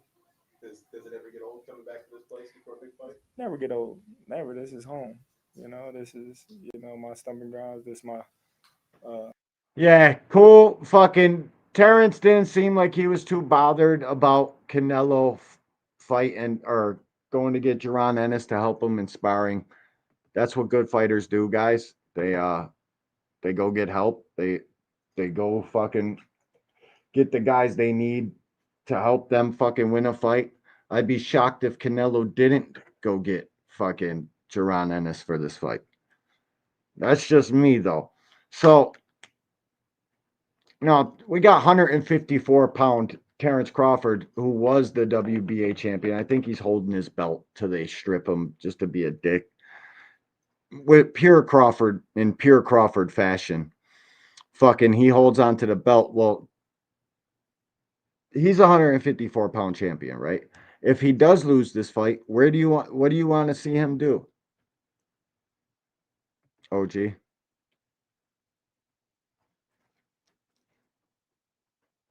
You're muted. Did I mute you? I wouldn't have muted you. The OG must have stepped away for a second, or he doesn't know he's muted. Man, this gas I just lit up. Hoo-wee, dude. My wife deserves medals for this shit, I promise. Terrence Crawford's the 154-pound WBA champion. Now, Ennis Telez just got the shit slapped out of him by fucking Badu or Baru, a guy I never heard of. But here's the thing. Terrence Crawford not giving up his belt. Tellez takes a fight on MVP. Then we get the guy we actually want to see Terrence Crawford fighting, tweeting and sharing Instagram stories, who is, by the way, guys, the OG's favorite fighter, Jamel Charlo. We got him to crawl out from underneath whatever fucking rock he was under. And I'm sure it's not by any fucking, you don't want to stay inactive. Jamel Charlo's a fighter and a dog at that. So this is how I started my week, right? Tellez gets the dog shit beat the fuck up out of him. I wasn't shocked. Well, I was kind of shocked because nobody heard of the Baru dude, but Jake Paul knew who the fuck he was. And MVP Promotions is quietly making their charge to the very top of this game that we all love. So everybody in here better fucking put some respect on MVP Promotions' name. They're running the girls right now. Fucking, you guys are so busy sucking turkey dick. You're too occupied with fucking turkey bush in your fucking face, not realizing that MVP Promotions fucking put on one of the best cards I've seen in a very long time last weekend. What a fucking card that MVP Promotions joint was. Tellez was on that MVP card. Tellez got the shit beat out of him by Baru. Now, Baru is the 154-pound WBA interim champion till Terrence Crawford steps in the ring with Canelo and gets fucking stripped. Now, Jamel Charlo started calling people out. He started with this. This is how I started my YouTube. Damn straight. Amped the fuck up, OG. I was that's my guy. Yeah. And they're fucking fighting Errol Spence. I was thinking, oh my God, what a he's gonna kill him, fight dude. to come back to. I know, but both these motherfuckers been inactive. I want to see it. That's what I was thinking to myself. Well, a couple days later, this comes out. I said, well, there goes the fucking Errol Spence train. And Errol Spence, you got inside information. Your guy been telling you you've been getting beat the I don't fuck think up in sparring. PBC's gonna put him in the ring, dude. I really don't. Nope, because they mentioned PBC, top fucking dog in boxing promotions, leading the pack right now. But MVP's making a charge. PBC, if I'm you, I do all my business with Jake Paul. I tie my megastar to. Oh, wait a minute, is that what they're doing right now? They're making an alliance with MVP with Jake and Tank, and solidifying and knowing that the hell they got Amazon Prime, but shit, we got the up and coming superstar fucking promoter of this game. Because make no mistake, fight against it all you fucking want, guys. Jake Paul is here to stay forever. It sucks. I hate it just as much as you guys do, but guess what? It's here forever. Now, fucking Charlo wants to get in the ring, wants to get back, and we want him back in the fucking ring. Damn right. Listen to me. The number one fight I think I want now is this fight right here. Jerron Boots Ennis. What fucking better? Dude, I got my glasses on. I ain't gonna lie, I couldn't see the damn picture. Well, it's all right. It's all right. It's fucking the Lions only, Jamel Charlo, tearing up an Army combat boot. Fucking. Boy, that's a fight and a half. That's the fight I want, bro. So if I'm Jerron Boots Ennis, I go try to get the Jamel Charlo fight. Any means necessary.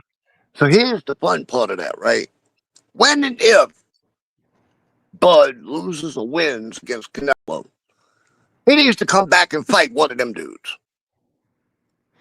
That's what I'm saying. That's what I was asking, but you were muted or something was wrong. Yeah, I had to go to the bathroom.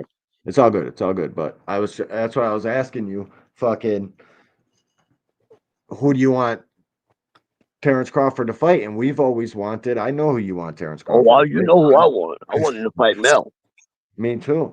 because I think Mel would fucking punch his head off because Oh yeah. Terrence Crawford likes to get his lick back. The same reasons we're picking Canelo. Pretty much, I give Bud a chance, but that's for a later show. I'll let you guys know my fucking prediction towards that. I definitely give Bud a chance because if anybody can fucking go jump up and do all that shit, it's the good folks at Snack and their super fighter Terrence Crawford. It's Blue TV. What it do, homie? Salute to you. Yo, we're giving away $25 cash app to the top chatter. You can win the top chatter, even though you haven't been here. It probably takes a $5 super chat. Pull counters in the lead with a $5 super chat. Like real shit. I got to tell everybody that comes in the door, there's $25 for the top super chat or top chatter, not super chatter, it's top chatter. In other Isaiah's words, in keep number the two. chat rolling. That's how you get the money. No, yeah, bro. Just keep talking shit. You end up in first, you win $25. Salute to you though, it's Blue. Appreciate you stopping through. Isaiah, what did Usyk lose when he moved up from cruiserweight? It's a complete different fucking ball game, buddy. You're talking about a bigger man with much bigger fucking weight on their frame. To begin with, fucking Usyk was cutting so much weight to be a cruiserweight that it's not fucking funny. It's not the same thing, buddy. That's a false equivalence what you're making there. Sorry, but that's what it is. Somebody Why I was got a talking. mechanic join my name? Cause bro, you're that means you're a moderator. Yeah. All right, Somebody hook was you up, talking bro. about having Moses fight Richard what's his name? Top ranks guy. Moses Atama fighting who? Richard damn, I can't think of his last name. Top ranks heavyweight, the little young guy. Richard Torres? Yeah. Dude, he'll Richard kill Richard Torres. Torres. He will fucking listen, bro. It would look like a superhero in the ring against a fucking crackhead. It would be a fucking ass whipping, bro. Bro, Moses Ayatama is the real fucking McCoy. He's the realest fucking piece of leather I've seen in a long fucking time, bro. Bro, He's the real thing, bro. I think he beat Usyk. I Now, think he I beat could be him wrong. I think right Usyk now. might put on a boxing class like a mofo because No. Moses is young. It don't matter. If Moses can deal with the crowd and fucking deal with the moments in that fight, he'll knock Usyk's old ass out. Yep, that's a He's got fact. skills like that, bro. I ain't seen a big dude. Bro, after I seen him knock D-Ball the fuck out, I went back and watched every piece of footage he has. That kid is the fucking real McCoy. He's Oh, yeah. probably the most talented heavyweight I've ever seen. Ever. Especially at this point in his career. Yeah, You know, dude, that's he's what I not mean. that deep in yet. Freshly into this game, bro. At that time in each one of these guys' career, nobody compares. The kid is a fucking phenom. He is the real thing, and he's got that God touch, bro. He's Oh, got yeah. the hammer hands. He got the dense bones. God chose him. It's gonna be a very fucking long time before anybody, and I mean any fucking body, fucks with Moses Ayatama. It ain't gonna come from America. They're gonna have to build a whole new another guy from someplace and fucking build guys for him to beat the fuck up. There's nobody close, bro. Listen to me. You would have to get a lucky punch. And he's defensively sound. He The is. guy doesn't waste movements. He's a fucking dude. It's literally poetry in motion watching that kid. And I know the American heavyweight fans don't want to hear that shit. They don't want to hear me giving this guy all this fucking credit, but I know fighting. The kid is fucking the real deal fucking Holyfield. That's what it is, guys. I say give him Ayatama. 3 fights and put him in there with Usyk. Look, you said his name, and I already forgot. I just want to talk about him now. The kid can fucking fight. I want to see it, but I want to see Jerron Boots Ennis challenge fucking Charlo. If I'm Boots, Jerron Ennis's brother, older brother. I have a picture of it on my phone. He tore this meme up with another meme, and he said, "Wrong boot, Charlo." Fucking put the Timberland stomping the Lion's head with the Philadelphia Eagles sign on the Timberland, and fucking said what he said, and that was pretty dope, bro. Green Villain Mike, what's up with you, homie? Salute, bro. Moses is faster on his feet than Usyk, and he loved them body shots. Usyk would have to be perfect that fight because Moses got the complete package, bro. He's literally Yeah. like I haven't seen a kid like him ever. He's almost so far past these guys. Like I'm like holding back what I really want to say because I don't want people to think I'm crazy. And you know what? When 90% of the people disagree with your boxing opinion, it's because you're right. Because most people don't know shit about boxing. They don't know a motherfucking thing about tactically fighting. Moses Ayatama is the most talented, highly skilled, hard punching. He's maybe not the hardest puncher, but he's definitely got that crack. That kid is fucking really, really, really him.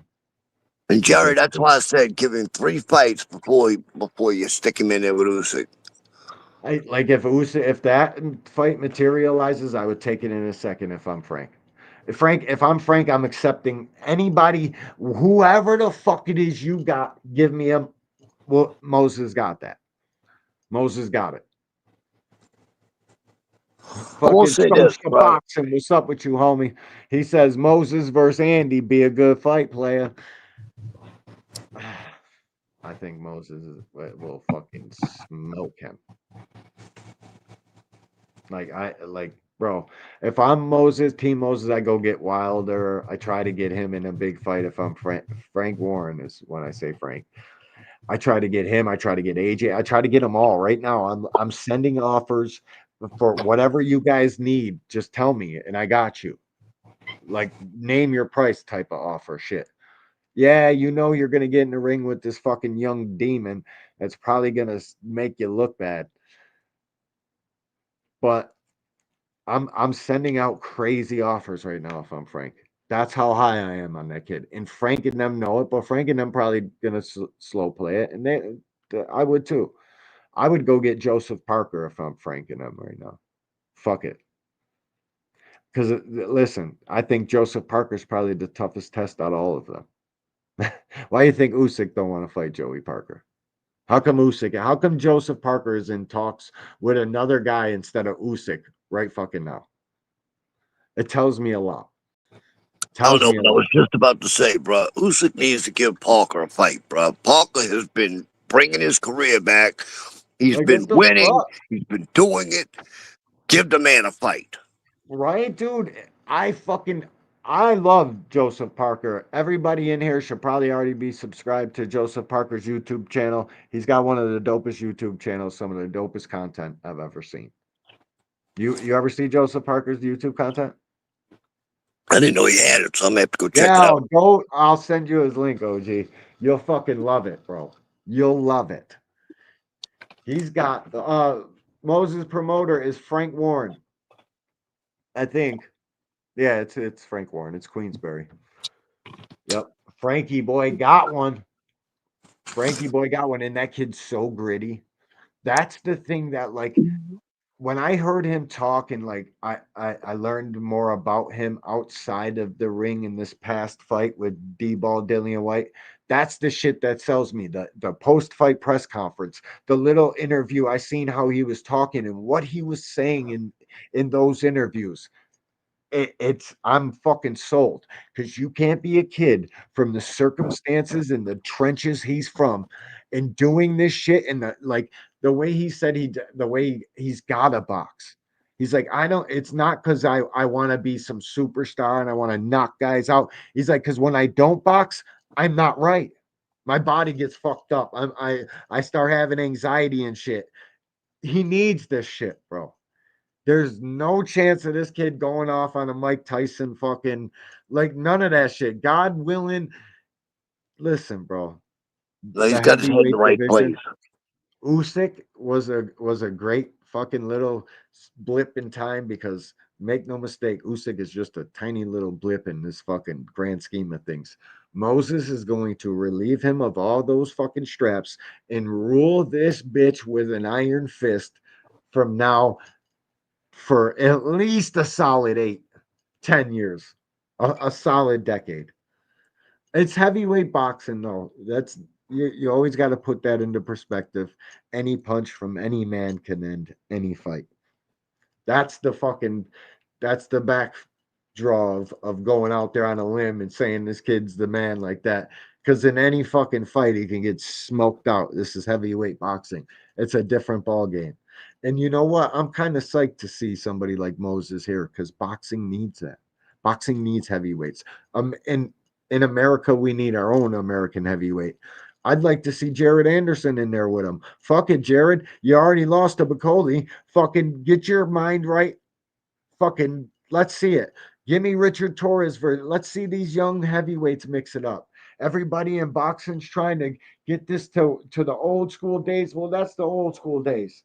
These guys didn't have to wait till they were I 35 ain't gonna lie. and marinate all this bullshit. Just Richard fight. Torres will tear Big Baby Anderson up. I'll I say don't that know. much. I don't know. I don't know. Like if big baby Anderson is on his game and actually training and taking boxing serious, that's a good fight. If he's not, Torres cleans him up. The one I That's actually, I know you're gonna say, "What the hell?" But the one I'd actually like to see Moses fight is Big Baby Miller, me too. I love because to see that nobody's fight. ever gotten Big Baby Miller out of there. Let's see just how bad this man No, is. no, Put him in there with Dubois Big stopped. Baby Did Miller. Dubois stop him? Dubois stopped him. The referee stopped Did him he? at the end of the 10th. Yeah, it was like a couple seconds left in the fight, though. It was kind of like you gave him the pity stoppage. Yeah, Dubois. Remember the turkey card? We watched it together. We watched that fight together. But yeah, I want to see him in there with Miller because Miller is durable. He can take a punch. Uh, he Yeah, it'd be swings good. like he's lost his goddamn mind for a fat dude. Put him in there. Yeah, especially and if he's got his fucking Molotov cocktail, he comes into the ring with fucking gassed up off of four of them bitches. That's Frank. If I'm Frank, I say I don't know about the big baby. Like, fucking already threw off the AJ fight, and then AJ gets knocked out by fucking Andy Ruiz that night, and that's what Scotia came in here talking about Ruiz. Give me that one, Scotia. I'll take that. I'll take the Ruiz joint. I think AJ's one loss away from retirement. Yeah, bro. AJ was supposed to take this Tank bullet, bro. AJ was supposed to take this Jake fight, and we would get the Lamont Roach rematch. Now, Charlo, I want Charlo and Boots. They answered the Boots call. There's one more, and then I got to tell everybody about Fundora announced the Keith Thurman fight. Did you know that? Yeah, you know, you were in the chat. Yep. Charlo had the giraffe in his mouth. Okay, if I'm Charlo and I'm playing my cards and I'm not just fucking out here clout chasing, I wait for Thurman and Fundora winner. And you're undisputed in recess. He got stripped in the Canelo fight. He ain't been back since. To me, I don't give a fuck what belt the 154 pounder holds. Even if it was Jerron Boots Ennis with the belt, he's not the real champion. There Right. is no other fucking champions at 154 pounds, especially since Jamel Charlo's out here with giraffes and sharks and fucking boots in his mouth. Jamel Charlo's the 154-pound champion. Fundora ain't shit. Sebastian Fundora, he's on a run. Fucking, I love to watch the kid fight. Great fighter, not a champion. I ain't gonna lie, dude. I was never so mad as when they stripped him. Canelo could walk around and not fight anybody that's worth a damn and keep his belts. But the moment Mel moves up just to take that fight, they strip him of all his belts, dude. That was the dirtiest play in the game, bro. Yeah, I hear you. And listen, nobody's a champion at 154 pounds. If Jamel Charlo is coming back to this game, in which everybody, the fucking proof's on your screen, he's got 154 pounders in his fucking mouth. We thought he lost that main Canelo fight sucked, but Charlo is fucking coming back. He's the champ. There isn't the debate that shit with yourself. Greenville and Mike says, who you got in that fight, D1? Between Big Baby and Richard Torres, I believe he was asking, because that's what we were talking about this chat before that. If I got a focused Big Baby, I got Big Baby. But if Richard Torres comes in there and Big Baby's over here, I'm only 23, then I got Torres. It all depends on what Big Baby comes to the ring. If he's focused, I think he gives, because he can switch, bro. He knows how to box. It's just that was the wrong type of boxing. You can't be switching and trying to look pretty against Hammerhand fucking Bacoli. He's gonna catch you with a shot and clean you up. It's exactly what happened. Got hit with a big shot and fucking over with. So I think that Big Baby shit, if he's not a head case, he could come back and fucking and outbox a lot of these big guys. He ain't got no power. So he's in a tough fucking place, man. And I wasn't high on that kid like I'm high on Moses when he first started coming around, but it was refreshing to see American heavyweight. And the only reason America truly doesn't have a heavyweight that we're behind, because the real Big Baby Miller, nobody wants to get behind him because he doesn't fit your eye, or you don't like him personally, or the steroids. I don't know why America won't get behind the couple little heavyweights we have, but they won't. It all goes to show you got to like the guy throwing punches, whether Right. you're a casual or a hardcore. I'm a fan of the sport of boxing. People think this is a tank channel, and the reason I make tank shorts is because that's what gets views. You Yep. guys don't like nobody else. It is what it is. You But love for him or me to you waste hate my him, but he time. gets the views. Yeah, but we come to our live streams. You'll know what kind of channel this is immediately. We talk about all of boxing, like Sebastian Fundora just fucking announced with Keith Thurman, and I began All to right. talk about it, got thrown off track. Who you got? Keith Thurman, Sebastian Fundora. The whole card got announced. It's Cool Boy Steph versus Oshaki Foster. There's Jesus Ramos. Who the fuck is Ramos fighting? I got the whole card. Let me pull it up. Who you got in that fight? Well, I think Keith Thurman's going to get his head boxed off. No, I do too. Let me just go to their He page. can't stay out of the ring as long as he has, dude, and come back and be effective against a champion. And that's a fact. And see, this is where you get an official announcement. Guys can be insiders and boxing insiders. And I talked to a guy to his camp, and he told me, and here's some breaking news. No.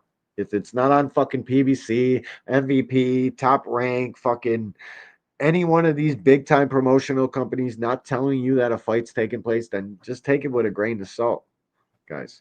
Damn, and it's shocking. PBC only has 265,000 followers on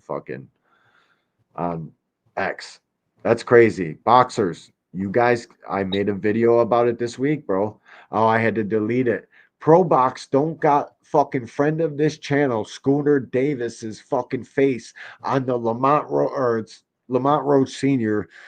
His No Excuse Promotions co-partnered with Pro Box, and they got September 5th. That's my son's 18th birthday. Fucking Scooter's fighting on that day. And his face isn't even on the fucking poster. It's shocking to me. Scooter Davis is by far the most known, valuable asset you guys added to that card. You need to add him to the fucking fight poster, man. And fighters, you need to get out here on social media and get your name known. The promoters ain't going to do it. Go to these podcasts. Come to fucking podcasts and give podcast interviews, bro. When you're getting hit up behind the scenes, fighters, by fucking little unknown podcasts, answer their shit. You never know how far they'll go and promote you. Get yourself known. If you're an up and coming fighter, you got like 2, 3, 4, even 5 fights, whatever. DM me. I'll give you an interview like that. Get your fucking self out here. DM me, Angry White Man. You're an up and coming fighter. I would love to fucking give you some sort of a platform to talk to. You need to get out here on social media. Get your fucking face seen. Tell everybody that when you have fights, tickets you're selling, fucking get out here, bro, because the punches ain't enough. They're not enough. Tank Davis and Jake Paul announced a fight. Not that this Canelo and fucking Crawford fight had any emotion, but they announced a fight, and it's nobody even fucking cares that they're fighting anymore. So the moral of the story is get the fuck out here and get yourself seen. I'm trying to pull up the fucking fight card from these two dudes. I should just go to Dan the Boxing Joint. Hold up. I want to search their posts. Show you the whole card. Keith Thurman, Sebastian Fundora. Chat, who you got in that fight? Wow. Why the fuck do I gotta log in, man? All right, never mind. White boy Rick of this boxing talk shit. I'm sharing my screen and shit. Is this my shit? Nah. Keep less relevant ads. Fuck out of here. What was that? All right, let me see this shit. I wanna look at this. Your account was suspended. You see it? Not again. Yeah, no, this one's been suspended. I think they caught me making 2 accounts or some shit. I don't know. Why the fuck? Damn, this threw me off. I'm about to sign out. Oh man, that's why I didn't do this last time. Yep, I gotta sign out. My bad. No. How do I sign out of this shit? Maybe over here. Log out, motherfucker. Log out. I'm out. Let me pull it. I gotta Life link. good. Yeah, he was alive. He just don't like public No, at bro, all. life is good, man. I hear that, bro. Like I need to listen, bro. Guys, I I ain't got no choice but to think PBC is not what they used to be. This ain't never gonna get back to the fucking glory days of Showtime where they're putting on fucking boxing. Like we haven't even had monthly boxing for them. Like I can't fucking I can't believe that they're fucking it's business as usual. I just can't do that. I can't. I keep saying these damn boxing promoters need a regular TV channel. They really do. Celestial I mean, TV. they got to get these fighters on regular TV. That's a fact, OG. That's a fucking whole fact, bro. You got They need that terrestrial one TV again. channel X, right? X used to do all kinds of freaking MMA, boxing, kickboxing. Yep. They used to be X at one time, used to be Spike TV. The owners from Spike TV, when they sold out, moved to X. Yep. Talk to them. Get your damn fighters on there. Get some kind of freaking amateur. I'm not amateur, but your up and coming fighters. Put on regular Yeah, bro. No, cards. listen, bro. Build it and they will come. Look at what Pro Box has built. The Wednesday night fights, bro. We're 10,000 deep in there. I can't imagine that it costs crazy money to get on a public access channel with boxing and fucking and spend a little bit of money, PBC, and get your fucking the largest stable in boxing need to have activity, bro. They Right. need the fucking boxer. This game's gonna die, and we're just gonna be here for one-off fights like fucking Tank and Jake. I mean, think about it. You take your up and comers, you put them on a card on XTV. It ain't gonna cost you a lot because them guys you don't have to pay a lot, but it gets you exposure. Facts, OG. I mean, they think they know what they're doing. They think they're doing what they're doing. Listen, guys, They're idiots. It seems like they're going out of business, bro. It seems like they're hurting, guys. And one of these times, somebody's gonna be right saying that shit. That it just, bro. You can't fucking convince me that it's business as usual over there. All right. They don't tell us shit, and they've always moved in silence. They've always moved like this to their detriment.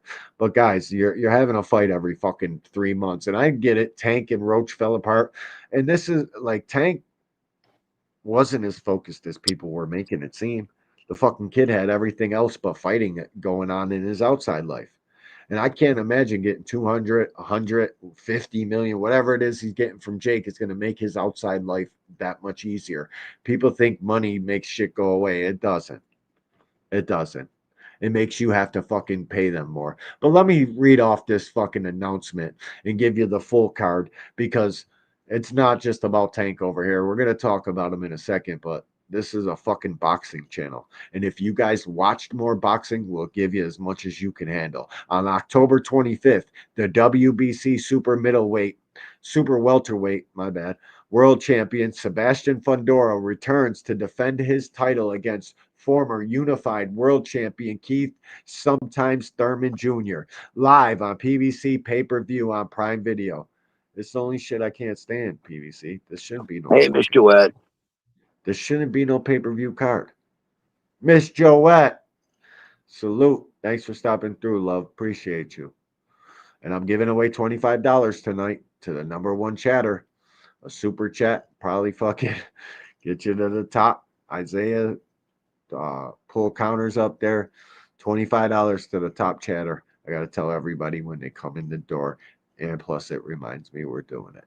All right, let me finish reading this. Keep the Prime Video, fucking pay-per-view. This shit ain't no pay-per-view, bro. I don't care how many people you put on this fucking card. It's not, guys. It's fucking not. But I'll be there supporting. I've bought every single PBC card that has ever been offered. Every single one. There's not a single fucking card I missed, didn't buy, fucking couldn't get around to watching it. Every single one. Not a single one missed. This ain't a fucking pay-per-view. This is not a pay-per-view. It's a great card, not pay-per-view worthy.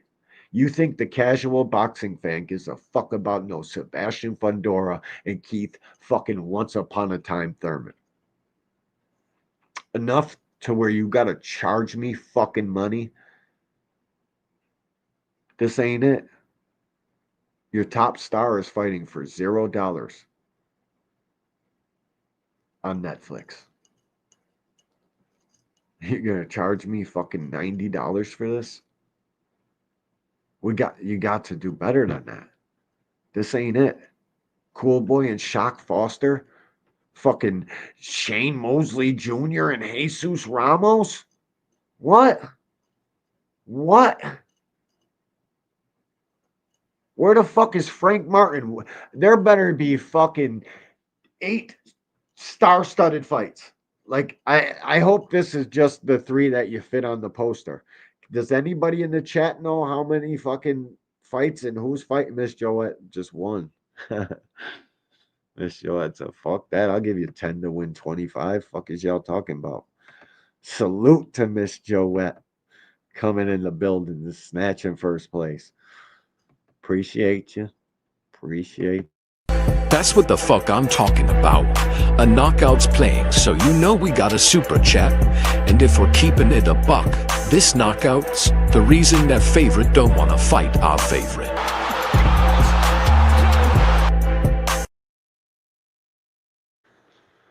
Salute to a real one, Miss Joette, because she's got the badge that qualifies her as a real one. She can say whatever the fuck she wants to anybody she wants at whatever fucking time she wants at any time during this entire fucking broadcast. Plus, she's got the big wrench too. I'm pretty sure of it. And if she don't, she's about to. So salute to Miss Joette. Appreciate you. Yeah, PBC, there better be fucking fights on this card, yo. Does anybody know the whole card? I would love to know. Is Floyd running PBC alone? I'm worried where, like, bro, they say Al Heyman's. It's Louis DeCubas and the Watsons, and I know who's running PBC. It just isn't running like it used to run. Yeah, they don't got Showtime and Mega Dollars anymore from that shit or Spike. They were already on Spike, OG. They were already on Spike. They already blew that into the fucking or Spike pulled out of it. I don't think it's ever been PBC's fault. Like, that's the one thing. Like, I love PBC, and you heard me just say I've paid for every fucking thing they've ever offered. You're not above criticism though. I'm worried. The shit looks like it's falling apart. Louis, fucking get your shit together, bro. This ain't no goddamn pay-per-view card. I don't give a fuck who's on the card, how many people you pack on it. If it don't have somebody like Tank Davis on the top of that bitch, Fundora and Thurman ain't cutting it, guys. Now I'm going to have to argue with fucking retreads on the internet all day about your fucking lame-ass pay-per-view card and how shitty PBC is. I defend you. This is like one of the few fucking times I've ever gave you criticism. We can't be paying no 90 for no Fundora Thurman. The fuck? Why didn't you guys fucking throw the bag at Jaron Ennis when you got all these 54 pounders? Kind of makes me think. I bet you PBC did. Could it be Boots? People are painting him out to be a dog. Yeah, I don't Listen, think that. when you, well, yeah, I don't think that neither. I But when think you really think about most of Boots' problem right now is Eddie Hearn. Eddie Hearn doesn't have a real champion besides Boots. yeah, but you're And not Eddie hearing what Hearn's I'm going to do saying. everything he can to hang on to that. You're not hearing what I'm saying, bro. Guaranteed, if PBC isn't in trouble, they offered Boots some money. They offered him a bag. There's no fucking way you have 154, all these players at 154, and don't offer Boots something. They had to have. It don't make logical business sense not to, OG. Listen to me. I don't care. Like if you fucking know boxing, you know you know what Jerron Boots Ennis is about to be. And what chances guys have of actually beating him.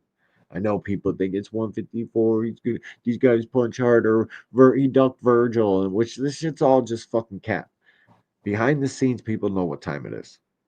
People know what time it is with Boots Ennis. I think with Boots, if Boots turned PBC down, the only reason he could have is he saw how many times their fighters are fighting a year, and he was like, "No, I'm not doing this once a year shit."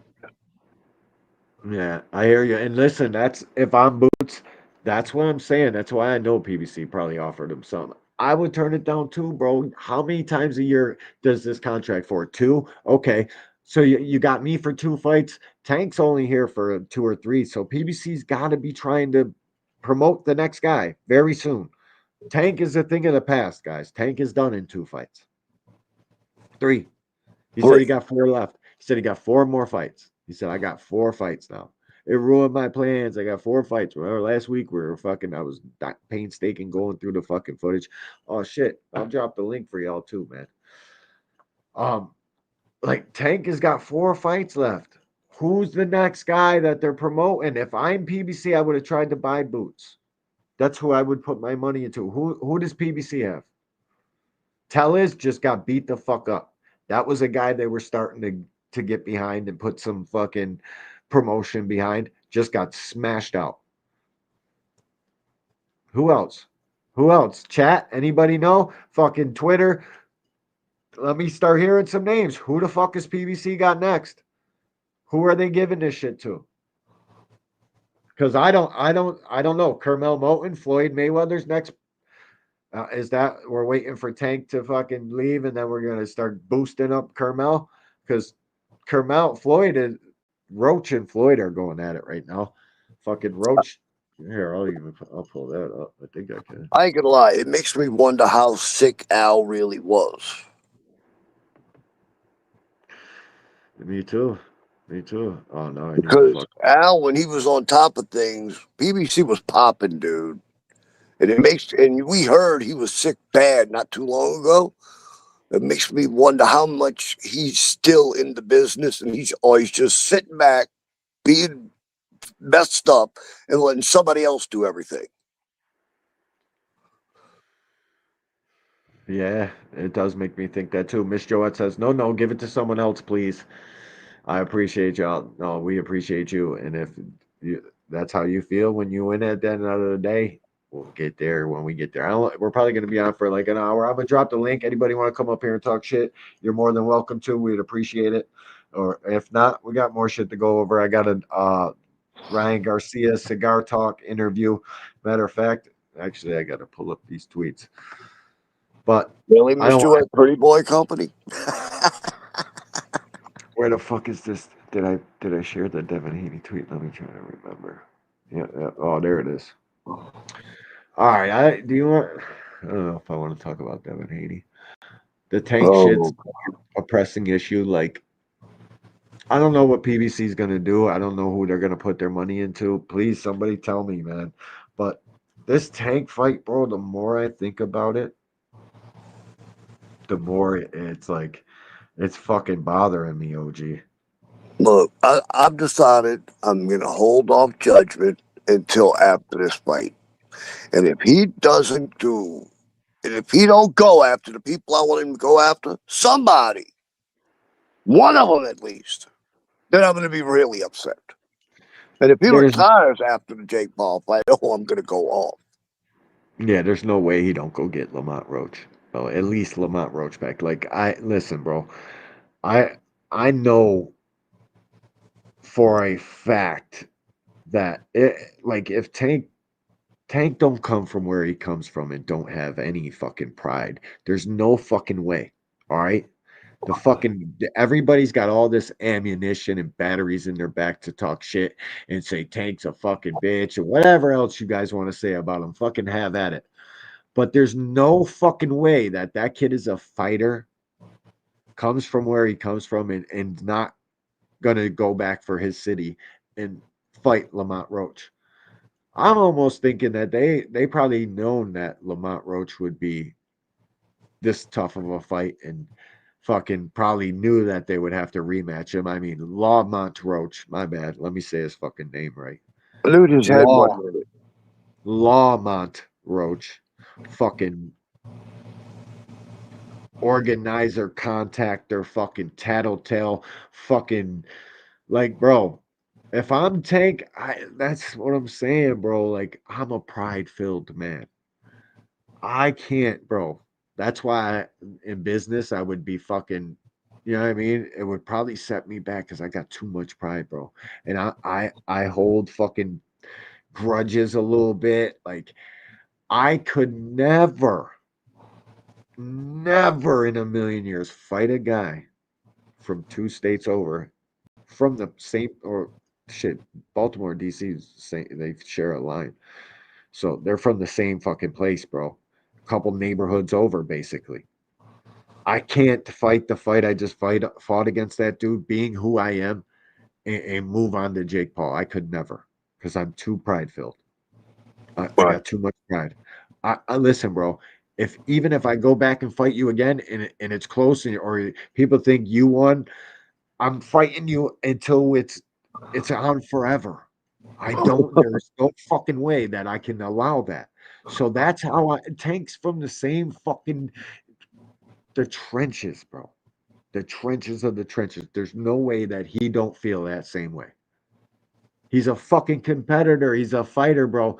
Regardless to what you guys want to fucking think and say about this kid right now, because he's going to get $40 million or 50 million or 200 million or 150 million. God only knows how much it is. God and Jake and Gervonta know. Like, bro, he wants his lick back. There's no fucking way he don't. And there's no way that he's gonna leave out here and leave his fucking fans and not at least try to make the Shakur fight. Like, they already tried once. There's no way he don't get that kid. No fucking way. You can't talk all this shit because there's no way, bro. No way. And if he don't, he gets fucking criticized. I'll literally say the dude was a hype job. Look, if he leaves after give Jake me Paul. 2 out of the 3 I want. I want Shakur. We both know I'm not even going to count Lamont Roach because that's a give me. But it's got to be Shakur. It's got to be either freaking Teo or it's got to be Devin Haney. Or I'd even settle for freaking It ain't Devin. the businessman, Keyshawn. I'll take Keyshawn. Keyshawn proved himself to somebody like Tank too, because bro, people don't listen to what Tank says. Like in the Jay Hill interview, he says, "All right, you improve yourself. You show yourself as a threat. All right, bet I'm gonna fight you." And he was gonna try to make the fucking Keyshawn fight. Keyshawn even got on the fucking ESPN. They were definitely in talks. They definitely talked about at least fucking fighting because Keyshawn immediately stopped talking that shit. Then started saying, I know how Tank feels. So I know Tank's, and that's another thing. Everybody leaves out of that. I bet you this kid has been behind the scenes trying to make all these big fights happen. These dudes, Tank don't say shit, so the other dudes get out here and talk their shit, let people run wild. Tank and them don't give a fuck if you're talking shit. They literally won't even answer. It does not matter because us, the internet, everybody that's involved in boxing, we're gonna do all the talking there is fucking possibly to be done. He just never been a fucking talker like that. And there's no fucking way that this kid It hasn't been trying to make these fights, trying to get the big names. The Loma shit, like this shit's frustrating, bro. It is. You're at his spot. You know you'll beat the dog shit out of these dudes. And you can't just wave a wand because boxing's so screwed up and people got so much fucking control and fucking dudes want money and big money investors got to make a certain amount of money so they got to keep marinating shit and try to make it into a bigger fight and catch it just as the timing's right. It's tough, bro. Not everybody's into Floyd Mayweather, and they want to say Tank is well. PBC and guaranteed purses don't treat Tank nothing like fucking Floyd Mayweather. Not a fucking close bit to it. They don't treat him like Canelo. All we do is talk about the young man. Ain't nobody giving him guaranteed checks like he's the fucking face of boxing. He has to bet on himself, take the low guarantee and back end. People like Canelo get the back end and the high guarantee. They ain't been treated like the face of boxing. Like, there's a lot of shit that goes on in boxing that people don't fucking know about, bro. But the part I was trying to bring up this Jake Paul, because when you look at it from a tactical standpoint, okay, I know people fucking don't want to give Jake no credit. He's not a real fighter. Yada, yada, yada. Bullshit. Okay? That dude is a real fighter. He's in the fucking gym every day. He's got millions of fucking dollars, access to recovery, training that most guys fucking Tank is probably the only person on that has that much access to shit. Him, Canelo, the top fucking superstars. Right. He's here taking his shit serious every day. Now, if this isn't a fucking choreographed fucking dance, if this isn't a fucking planned out scripted fight, Tank's in trouble. He's in trouble.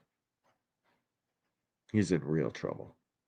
Oh no, dude. I got the strange feeling it's gonna be a dance.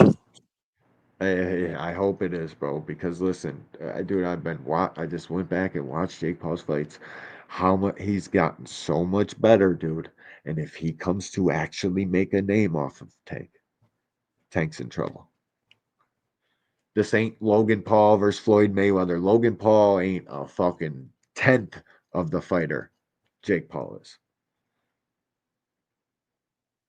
But I don't know if it's not choreo, if it's not a dance and we're just doing this shit for show, get some guys on the undercard to fucking get some much needed light, help us. Netflix paying for it. This is a fucking Mike Tyson type of fucking deal. Man, Tank's in trouble.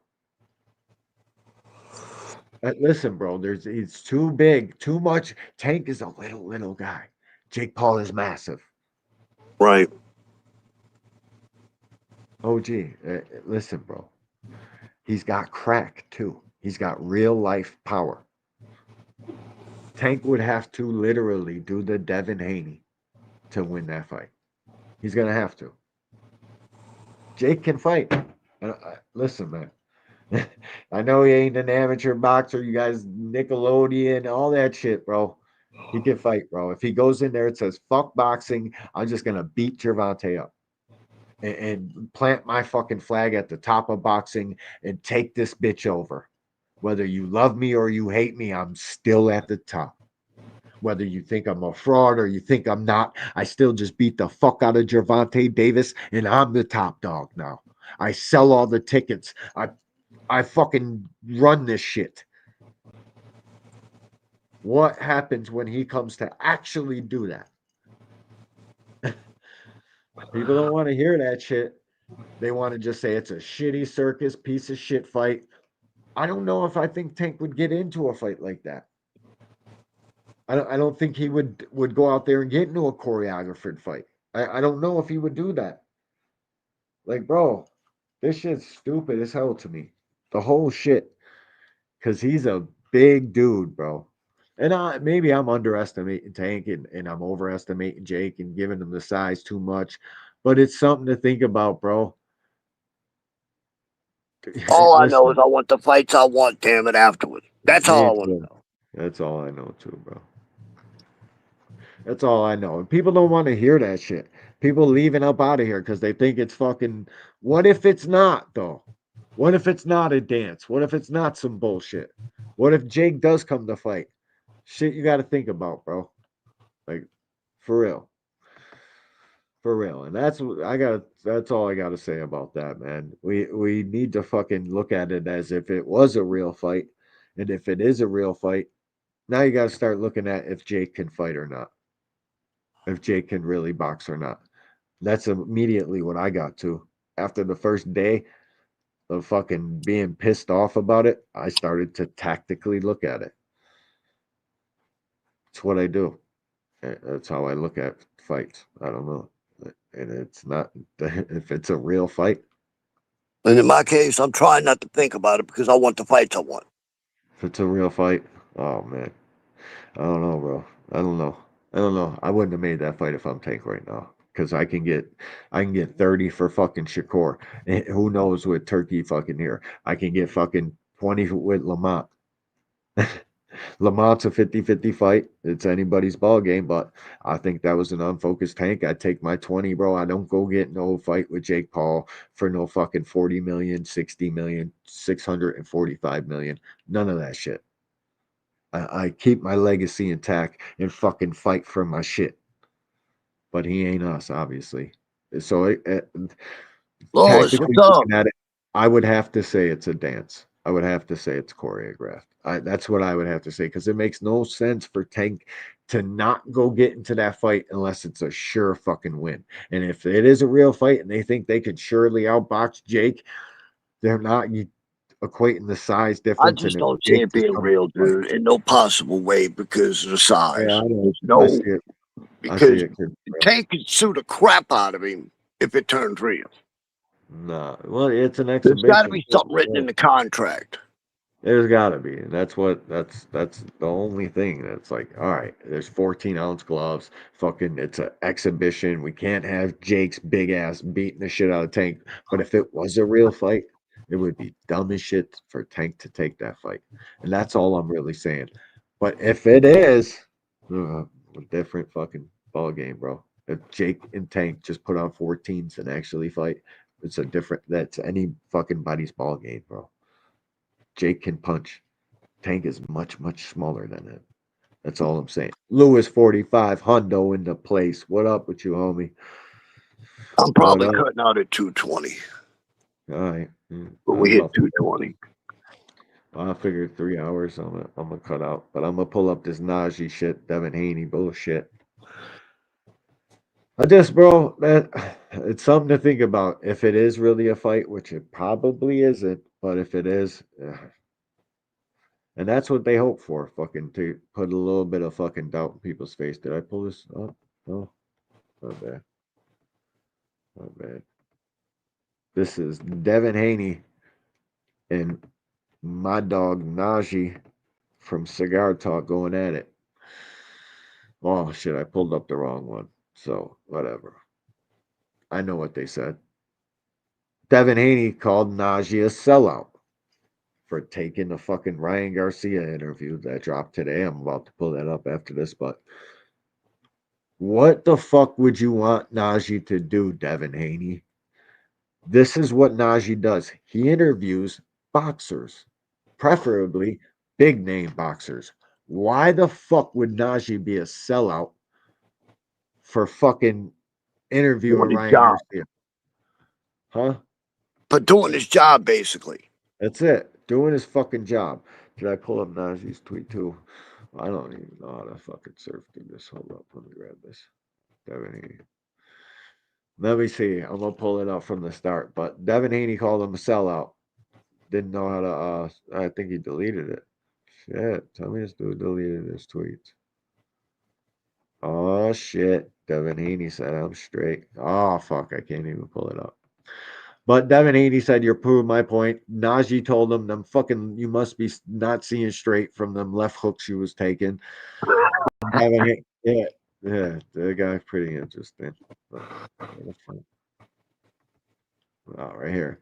You Dude, prove my he'll never point. let them left hooks down. Yeah, no, that's with him forever. That's he's got to wear them forever, unless he goes in here and disarms Brian Nah, Norman. he's And when still I wearing say it. disarm, I don't mean running away from it. Because if you're never in one place to fucking actually take a left hook, then that shit don't count. Fucking go in there and fight with Brian Norman.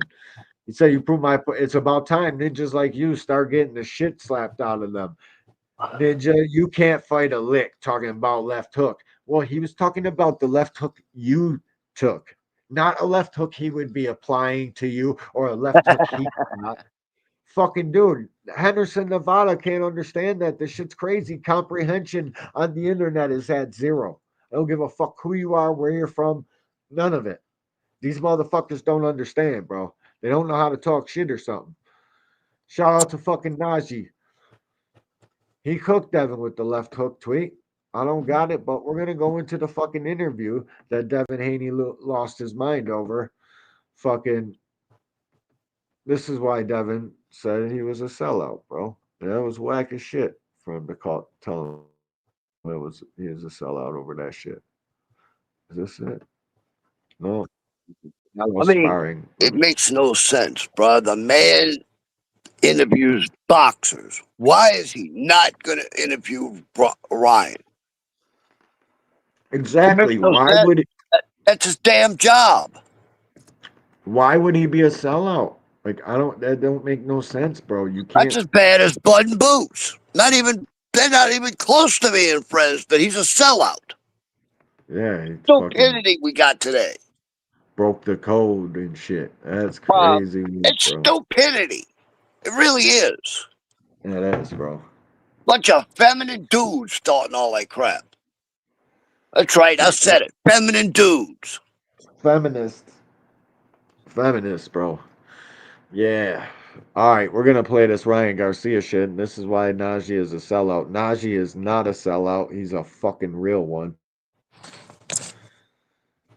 People were telling me on Twitter, dude was like thinking he's an industry plant. He's like, who's Najee? Like the Devin Haney fans are crazy bunch, bro. Y'all got to stop, man. It's fucking crazy, bro. Shout out to fucking Twitter. Give us a repost, retweet. Tell fucking Devin Haney I'm talking shit, whatever. Just fucking give us some engagement. But the fucking Devin Haney guys are bizarre, bro. The shit that they say and the shit that they talk, it's like you must have just got here like 4 months ago, fucking 6 months ago. And shout out to Devin for bringing newfound fucking goofies to the internet to talk fucking shit with fake facts and fucking dumb shit.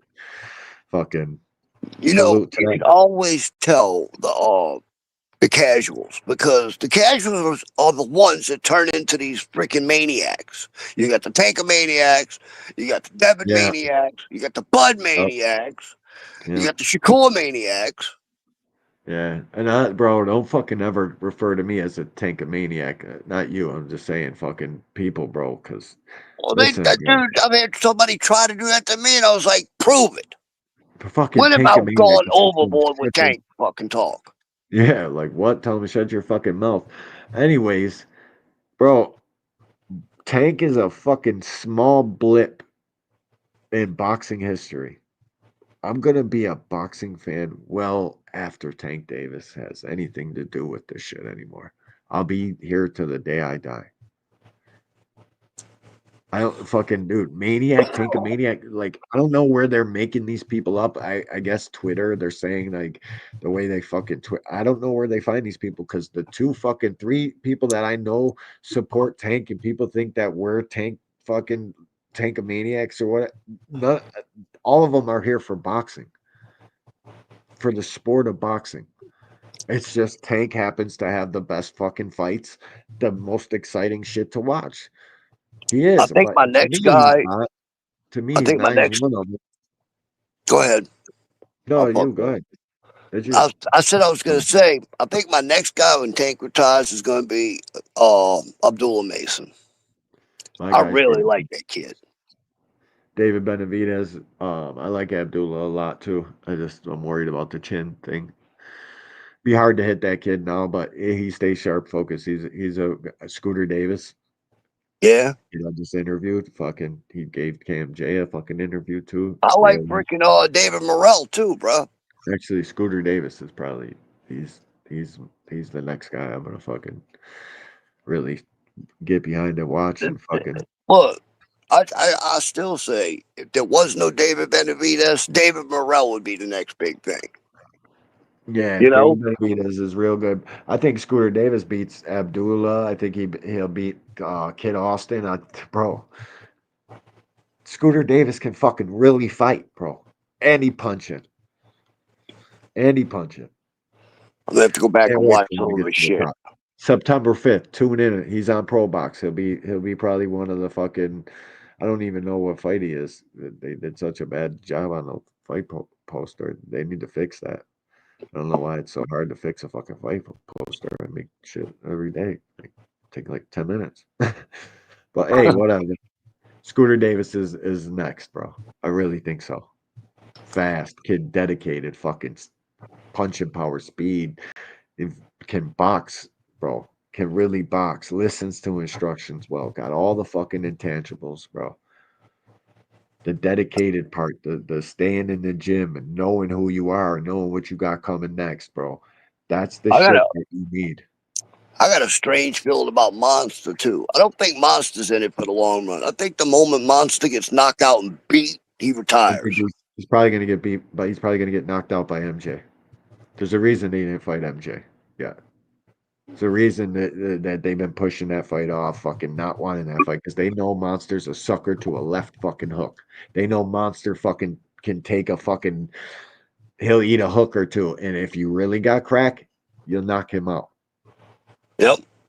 What's his name almost knocked him out? Fuck.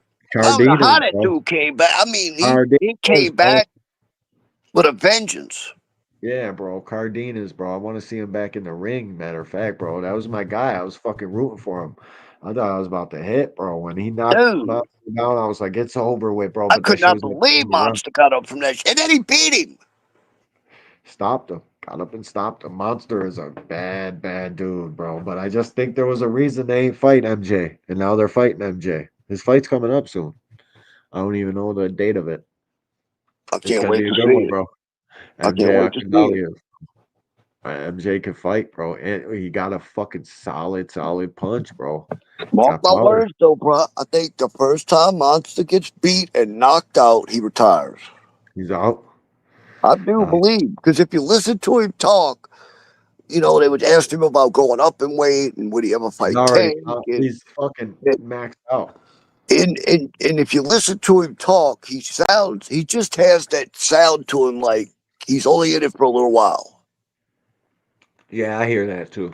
Just the way he looks. I get what you're saying. This guy, fucking over here, Captain Hypocrite, talking about he can't believe Tank and Jake are doing it. Like he fucking. Oh, he's doing the heartbeat. Yeah, bro. He called Jake out. Like, bro, this shit is. A lot of hypocrites are coming to light. Fucking Lamont Roach Sr. He said that you're talking to me like the way he said he wouldn't, bro. I'm like, God damn, you guys are crazy, bro. KQ. Lamont got it. KQ, what up, OG? Salute.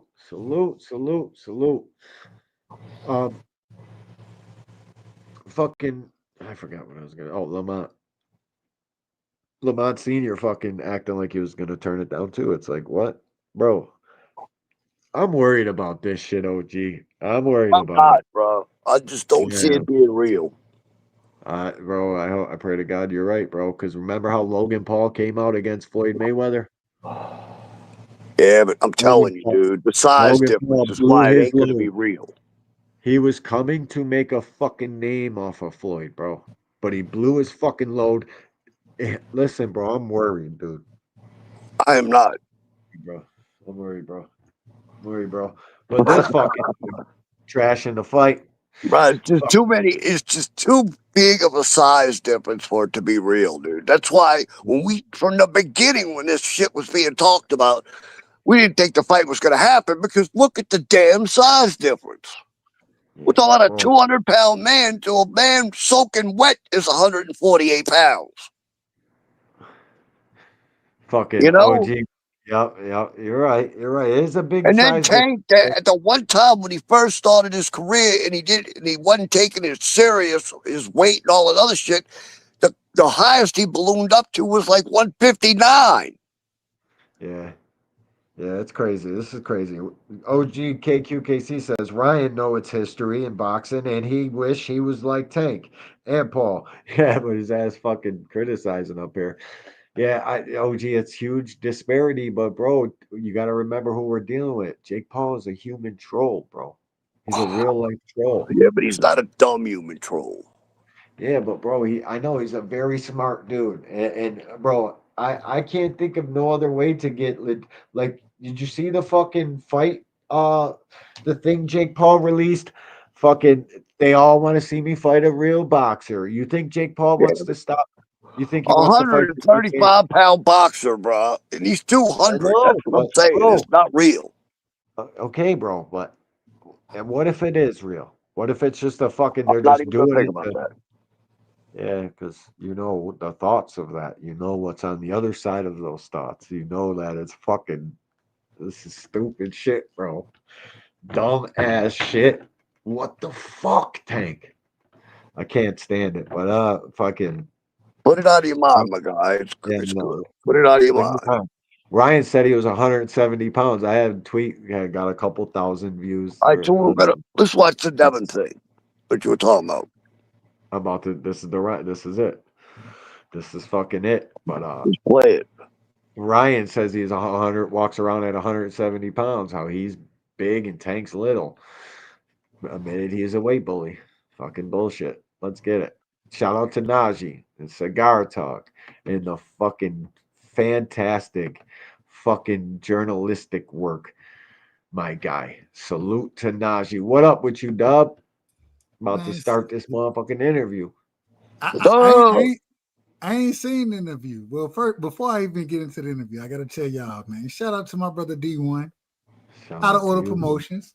Shout out to my brother, Old School in the building. Me and William, we've been rocking. Let's get it. I be forgetting. But no, y'all go ahead. I just came to cook with y'all brothers, man. All right, play the interview. Let's go. We about to play it. Thank you for joining us, Dub. Salute. The next opportunity and kind of going from there, but excited to be on this. Yeah.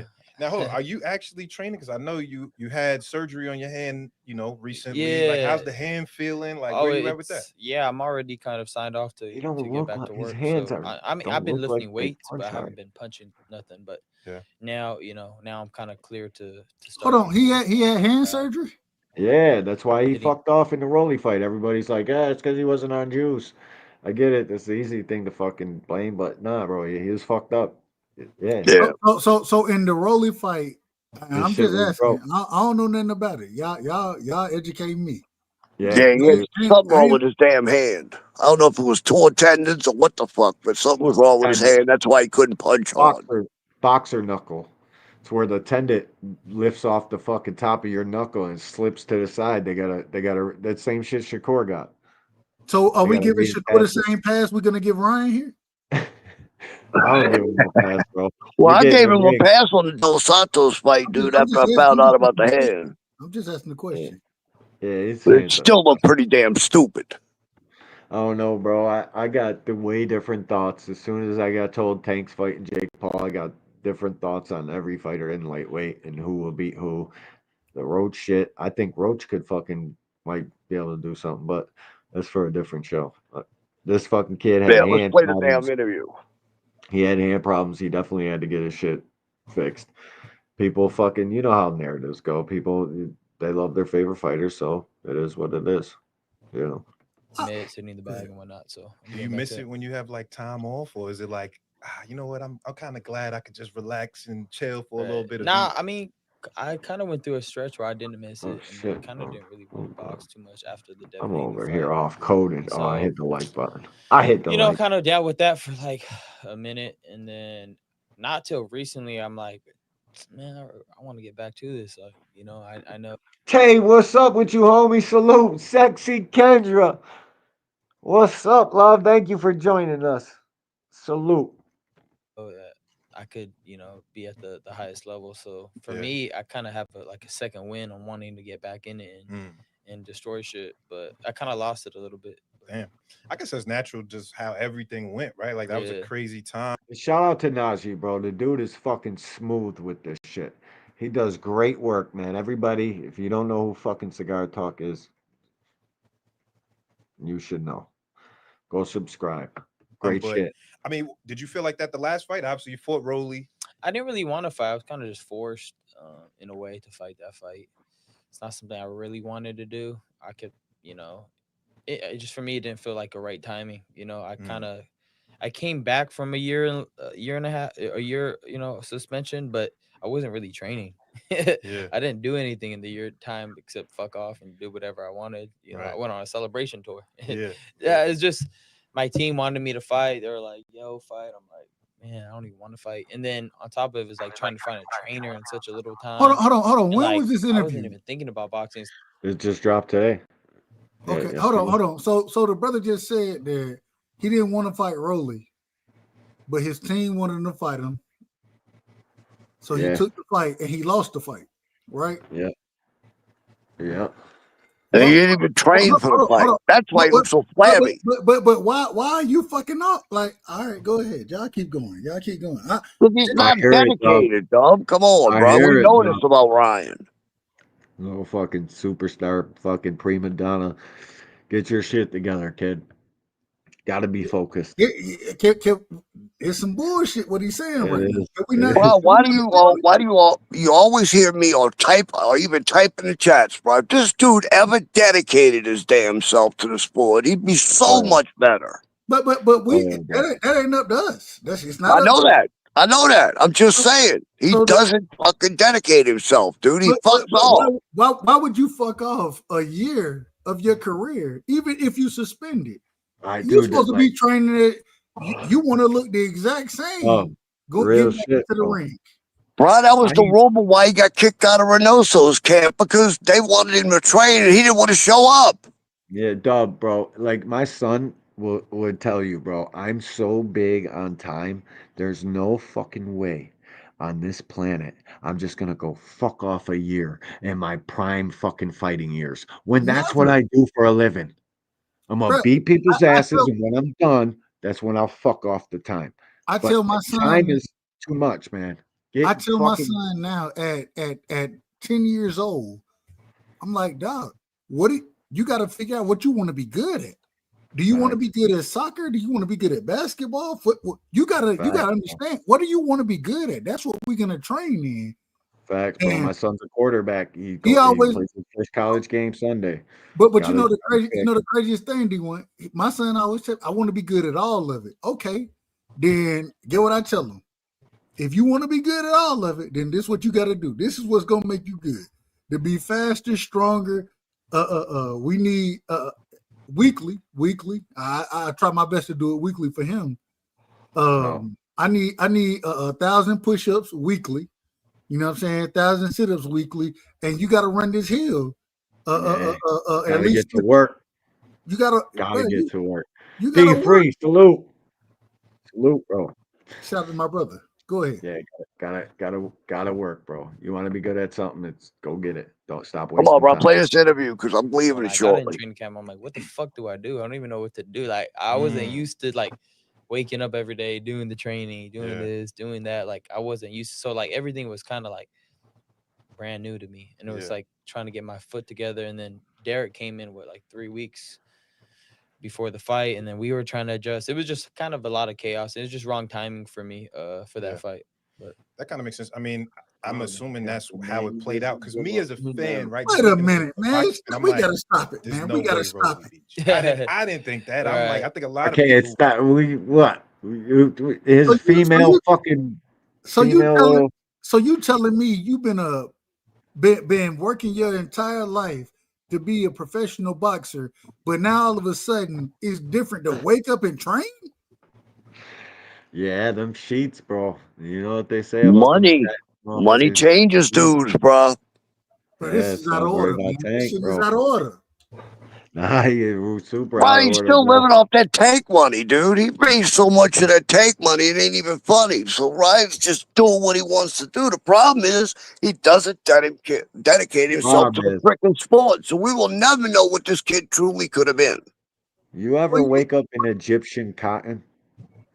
I ain't never slept Yeah, on a all Egyptian right cotton. then, bro. That's what. I ain't never slept That's on a a Egyptian. different type of wake No. up, my boy. You But, ain't but getting up hold and on, doing no. Just shit. because he's waking up on Egyptian cotton, that according to him, he's not even used to getting up and training. That's what he Jake said. Paul do it.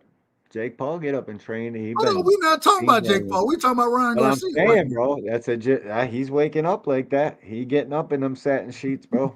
Well, y'all out of order. Y'all out of order. I'm telling the truth now. I'm telling the truth. I'm just fucking with you, bro. Hey, bro, these dudes need to understand time is of the essence. This shit goes by in a blink of an eye. I was 25 yesterday. I'm 42. I was 25 yesterday. Yesterday. Hey, look. Understand that? I was 25 10 years ago. Well, hell, 12 And that years felt ago. like that. Gone. Gone. Nah, man, Out of ain't no here. way You you gotta can. remember, bro. This ain't Yeah. these fighters ain't like yesterday's fighters. Yesterday's fighters never left the gym. They fought 6 or more times a year. These guys here see the ring Facts, once every year. Facts, bro. Facts. They are not the Facts. same fighters. They do not take the sport seriously like the old guys did. They don't fight enough to take it serious. It's not even the same as fucking 20 years ago. No, it ain't. It ain't nowhere near. Like, bro, it's a whole That's different what I fucking get thing, so man. disgusted with these dudes for, because they not nothing like the old guys. These Listen, guys are half-assing it. But you see even where this for you shit's to get up heading, on the bro? panel, for you to get up and have this interview and sit here and say that, well, it wasn't the right note. The reason it wasn't the right timing because your ass wasn't working. Yeah. Hold up, my dog Edwin, round one, sports in the place. What up with you, Edwin? 51 today. 51 going on 25, but need to put that fucking pre-workout down, my boy. Salute to you, bro. Congratulations. I heard you got fucking approved. I sent you a $5 cash app. You need to accept the payment, round one, or else it's just gonna sit my cash app waiting there to get fucking, I don't know, take the money, motherfucker. Salute to my dog, round one. About to have his first amateur fight in God knows how long. Salute to you, Edwin. Takes a different fucking breed to take a fight at 51 years old, bro. Fucking salute. Hey man, we seen the shadow boxing, brother. Keep doing your thing, man. Don't Yo, let these Edwin people, can fucking. don't let them shit on you, man. Don't let them shit on I you. root for the old guys, Edwin, so go get them. Let's get it, Keep Edwin. doing your thing, brother. Hell yeah. Yeah, Ryan a little out of order in this interview so far, but the good shit's about to get popping off. Najee easing into this bitch. He easing into it. We're about to get to the good questions. I might even fast forward a little bit. Let's go. I think Rollies was shocked. You know, he dead ass was shocked. He didn't. It's not like he beat me crazy. Like if you watch the fight, like it was just kind of us stalling each other. Like wrestling, how you stall and nobody's making moves.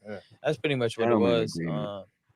I mean, not only did I not train good, I also had like a couple injuries before going in the fight that I should have probably spoken up more about and been like, yo, maybe we should push this back. But I wasn't really thinking about myself. I found myself kind of wanting to do it for other people instead of looking at what's best out for me. Yeah.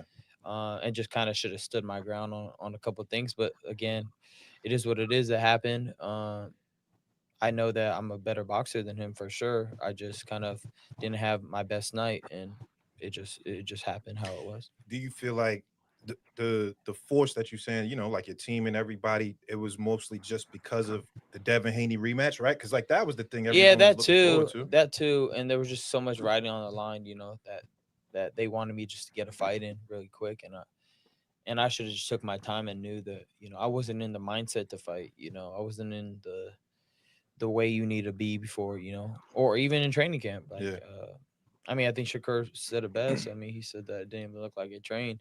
And that's how I kind of felt like while training, like, damn, I know what it should be like, but I'm also kind of felt foreign to me. Because like I said, the whole year, like, bro, I was in Dubai. I was doing this. I was celebrating, bro. I wasn't even thinking about You making excuses, motherfucker. We ain't doing that. Rolly beat your ass.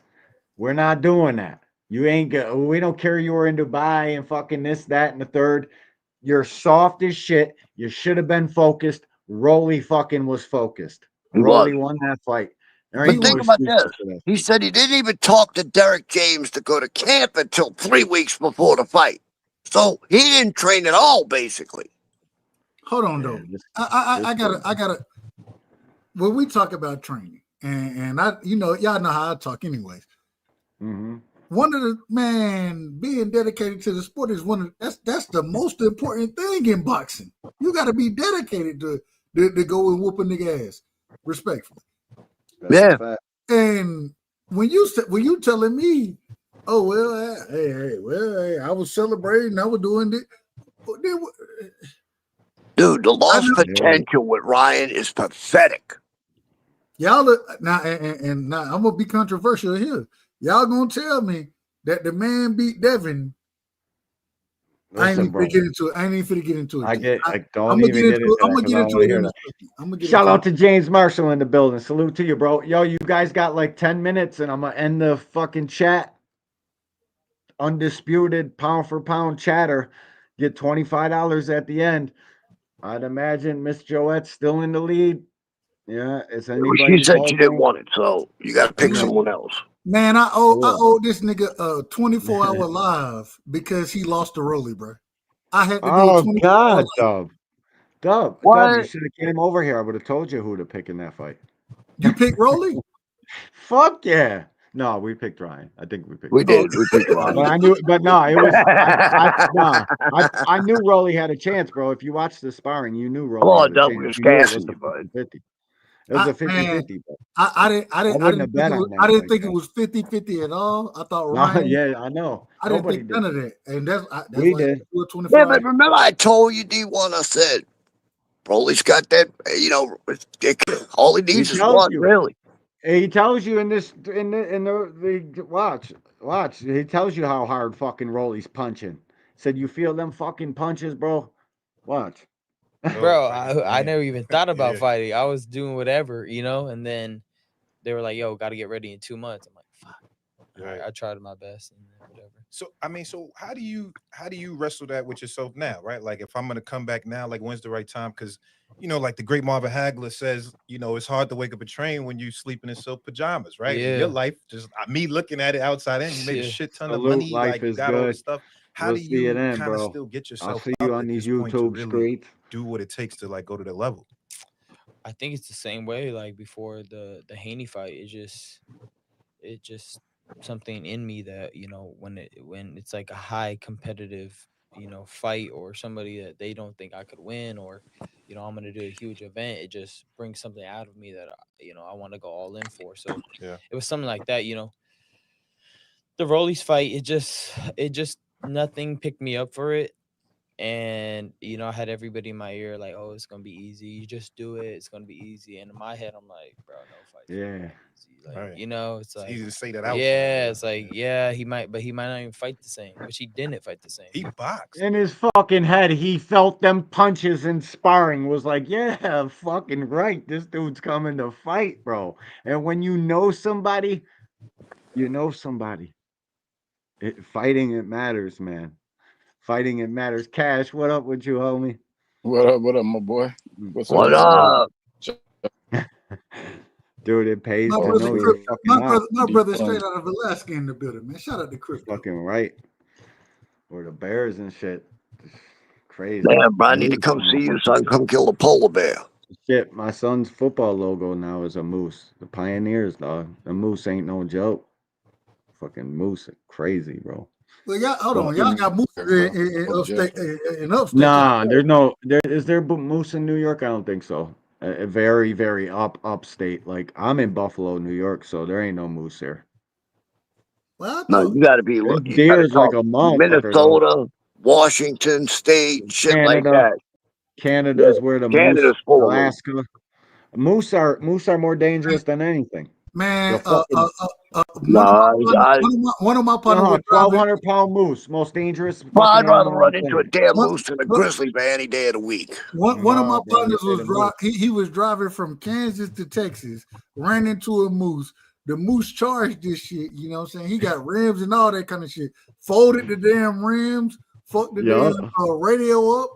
It fucked all this shit up. You know what I'm saying? Moose So ain't playing, Moose dog. is a dangerous motherfucker, man. Yeah, but think about this. You get with a bear, bro. That dude's chewing body parts off of you while you're still alive. Nope, I'll take the moose. Go ahead, Cash. I heard you. Now, I got a question I want to like get y'all's input on. See, I'm gonna give you my opinion on it first, and then I'm gonna ask for y'all. To y'all, what defines someone's legacy, man? Because in my opinion, it ain't the belts. Because I don't remember what belts a bunch of these dudes fought for when I'm thinking about all these fights I've watched in my life. You know what I mean? I don't think about the belts. I think about who these motherfuckers beat and the performances they put on. Hold on, real quick, because to me, your legacy.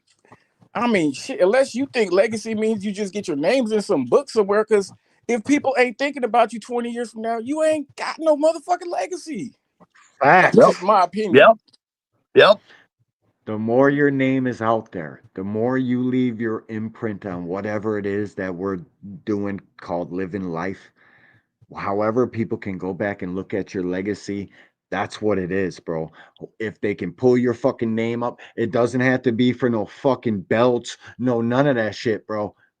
How did you change or fucking leave a long-lasting imprint on the fucking generation that you lived in, so much so that it'll fucking transcend longer than you live here? That's fucking legacy.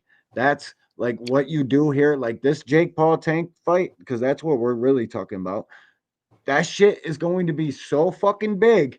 People are gonna fucking it's crazy, bro. It's crazy. This shit is stupid as hell. But I know what you're saying, and that's what it is, bro. How many times, how many people know you, how much you affect people's lives around you? It's kind of like, my opinion, these new age fans try to rewrite the rules. Like, there's people in the Hall of Fame that got no belts. Charlie Burley's in both Hall of Fames. He got no belts, man. So this whole belts put you in the Hall of Fame shit, man, you motherfuckers don't know what y'all talking about. So I just be listening to people argue this shit. It's like, man, some of y'all don't even understand it, man. You don't even understand it. And you sitting there talking about you a diehard, thinking that the belts put you in the Hall of Fame and the belts create your legacy and it's all about the belts. Man, get the fuck out of here, man. Yes, I want to ask you a question. I'm gonna ask you a question. I asked you a question. You ain't answering, nigga. Answer my question first. I'm trying to. Don't ask me a question when I ask you. I ain't asked you shit yet. You just said you about to ask me a question. I just asked you a question. I don't know. I said I'm gonna ask you a question. I'm gonna ask you a question. Did you hear me? Did you hear me correctly? I heard you this time. It was different. Go ahead. I definitely believe belts mean, as far as fighters go, I think the belts mean a ton as far as Hall of Fame go. You know what I'm saying? And I don't disagree with you. I'm not disagreeing as far as Burley go, but at the same time, the majority of individuals that's in the Boxing Hall of Fame have won titles. And so on the back end of it, I want to ask you, is Ryan Garcia a Hall of Famer right now? Why are you bringing up Ryan Garcia? I don't. I'm listen, asking, bro. I'm asking You you. never. I'm asking you. I'm gonna answer your question. No. I'm asking. No. I'm asking you a question. I'm gonna answer it. But you've never heard me claim. I never said. Hey, listen, bro. Don't cut me off when I'm answering the question. Don't cut me off when I'm answering the question. You're not like, answering. Nigga, I am answering it. You've never heard me say any of these fighters fighting still are in the Hall of Fame, because they're not in the Hall of Fame. You can't rewind no clip and find me say anybody's a Hall of Famer, nigga. Like, that's not for me to choose, bro. Like, and they're not even up for the Hall of Fame right now. So what are we talking about? Like, it's kind of corny. Like, to talk about someone's Hall of Fame when they're still in their career. I don't entertain those arguments, bro. Because listen, I never understood the legacy talk neither, because legacy isn't while you're doing it. We're not leaving little notes so you can grab now and say, oh, when at this time we said it was a legacy fight, so now it's a legacy fight. It don't work like that. If fucking legacy fights name themselves. Legacy fights play themselves out. It's after the fact. Well after. I don't know why the fuck we're into this. Everybody want to act like we know what legacy is before it's fucking set. It's crazy. It doesn't make any fucking sense, bro. It really don't. I mean, well, how are you gonna feel if you think this is just hypothetical? If you are a person that believes Ryan Garcia is not going to get in the Hall of Fame, and then he gets in, you should instantly check your logic. You know what I mean? Anytime something checks your logic when you thought you were dead right and you were proven dead wrong, that should be a check on your logic. You know what I mean? It should let you know that you really don't think logically, or maybe you're ruling out the most logical conclusions sometimes. Like that shit. Some of y'all need to check yourselves. Shit. What's up? I have no problem checking myself in anything that happens with Ryan Garcia. If he ends up being a Hall of Famer, I don't think he's a Hall of Famer. I don't give a fuck about Ryan Garcia, bro. I don't even know why you guys hear it. I can't even finish my statement. I understand what you're saying. Man, you brought Ryan up, nigga. I don't know. Somebody got some for you. Just keep in mind you brought Ryan up, nigga. Nobody else. What's up, guys? Look, guys, How you guys I'm doing? out. I'm out. D1, I'll holler at you tomorrow and shit, but I got to get up for work in the morning. I'm tired as hell. Hey, shout out to my brother, man. All right, old school. Really old school, man. Wow, the mic has been muted this whole time. My bad. Everyone take it easy, bro. Y'all have a great night. Peace.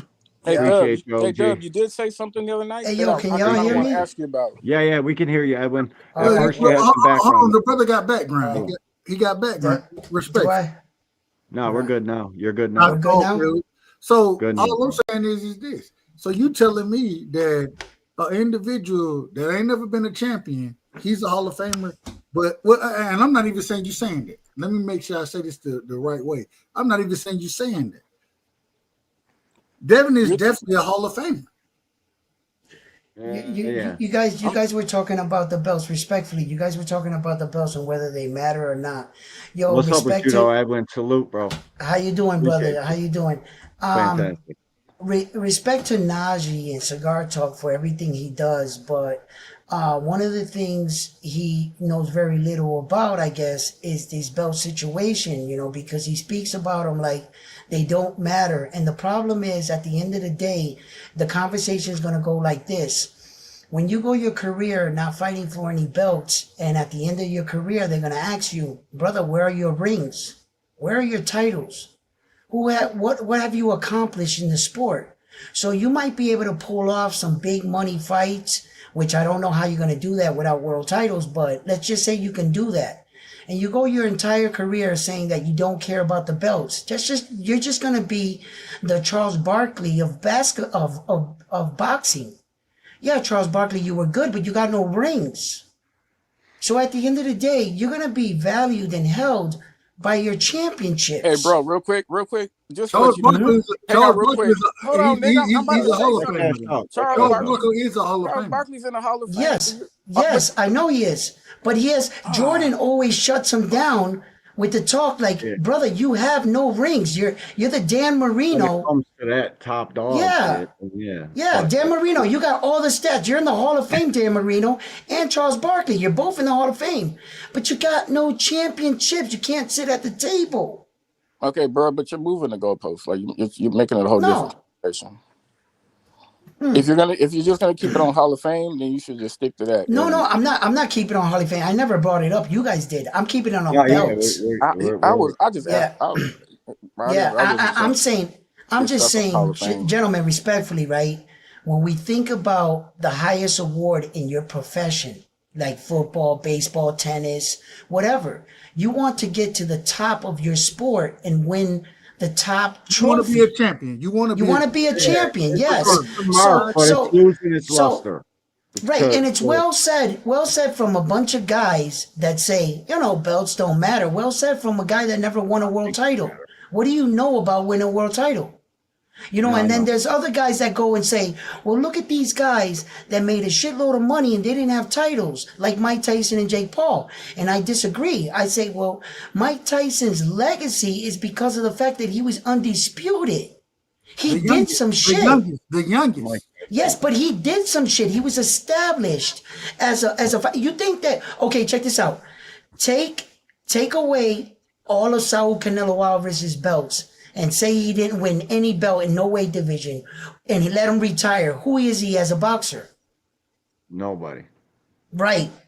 What makes you special are your belts, what you achieve. You can say you're the best in your division.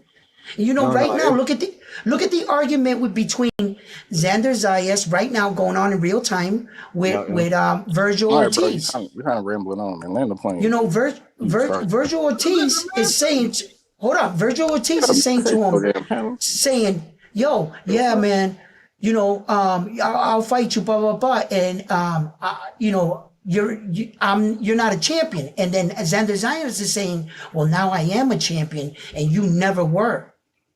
So now he's telling him, now you shut up, because Virgil, you've never actually become a world champion, and look how the tables turned. Yeah. Hey, bro, listen. Well, I real think quick. Xander's just as popular, so I don't know. Yeah, I agree. I go fight Xander. Like I said, real quick. Yes, I agree. All right, hold on, bro. Like I said, bring it back. talking about you're talking about what's gonna be in these books that they like to say in the books. Yeah, cool. He's a champion on the books, bro. But like people that know the context that he fought for a vacant title, like, and how WBO as whatever Bob orders. So I mean, come on, bro. Like there's context on a lot of shit. If you want to just look at it as X's and O's on what's in the print, okay, that's fine and dandy. I wasn't even arguing that belts don't matter. So you're kind of going on. They're losing their luster, though. That really don't matter. Like the belts matter.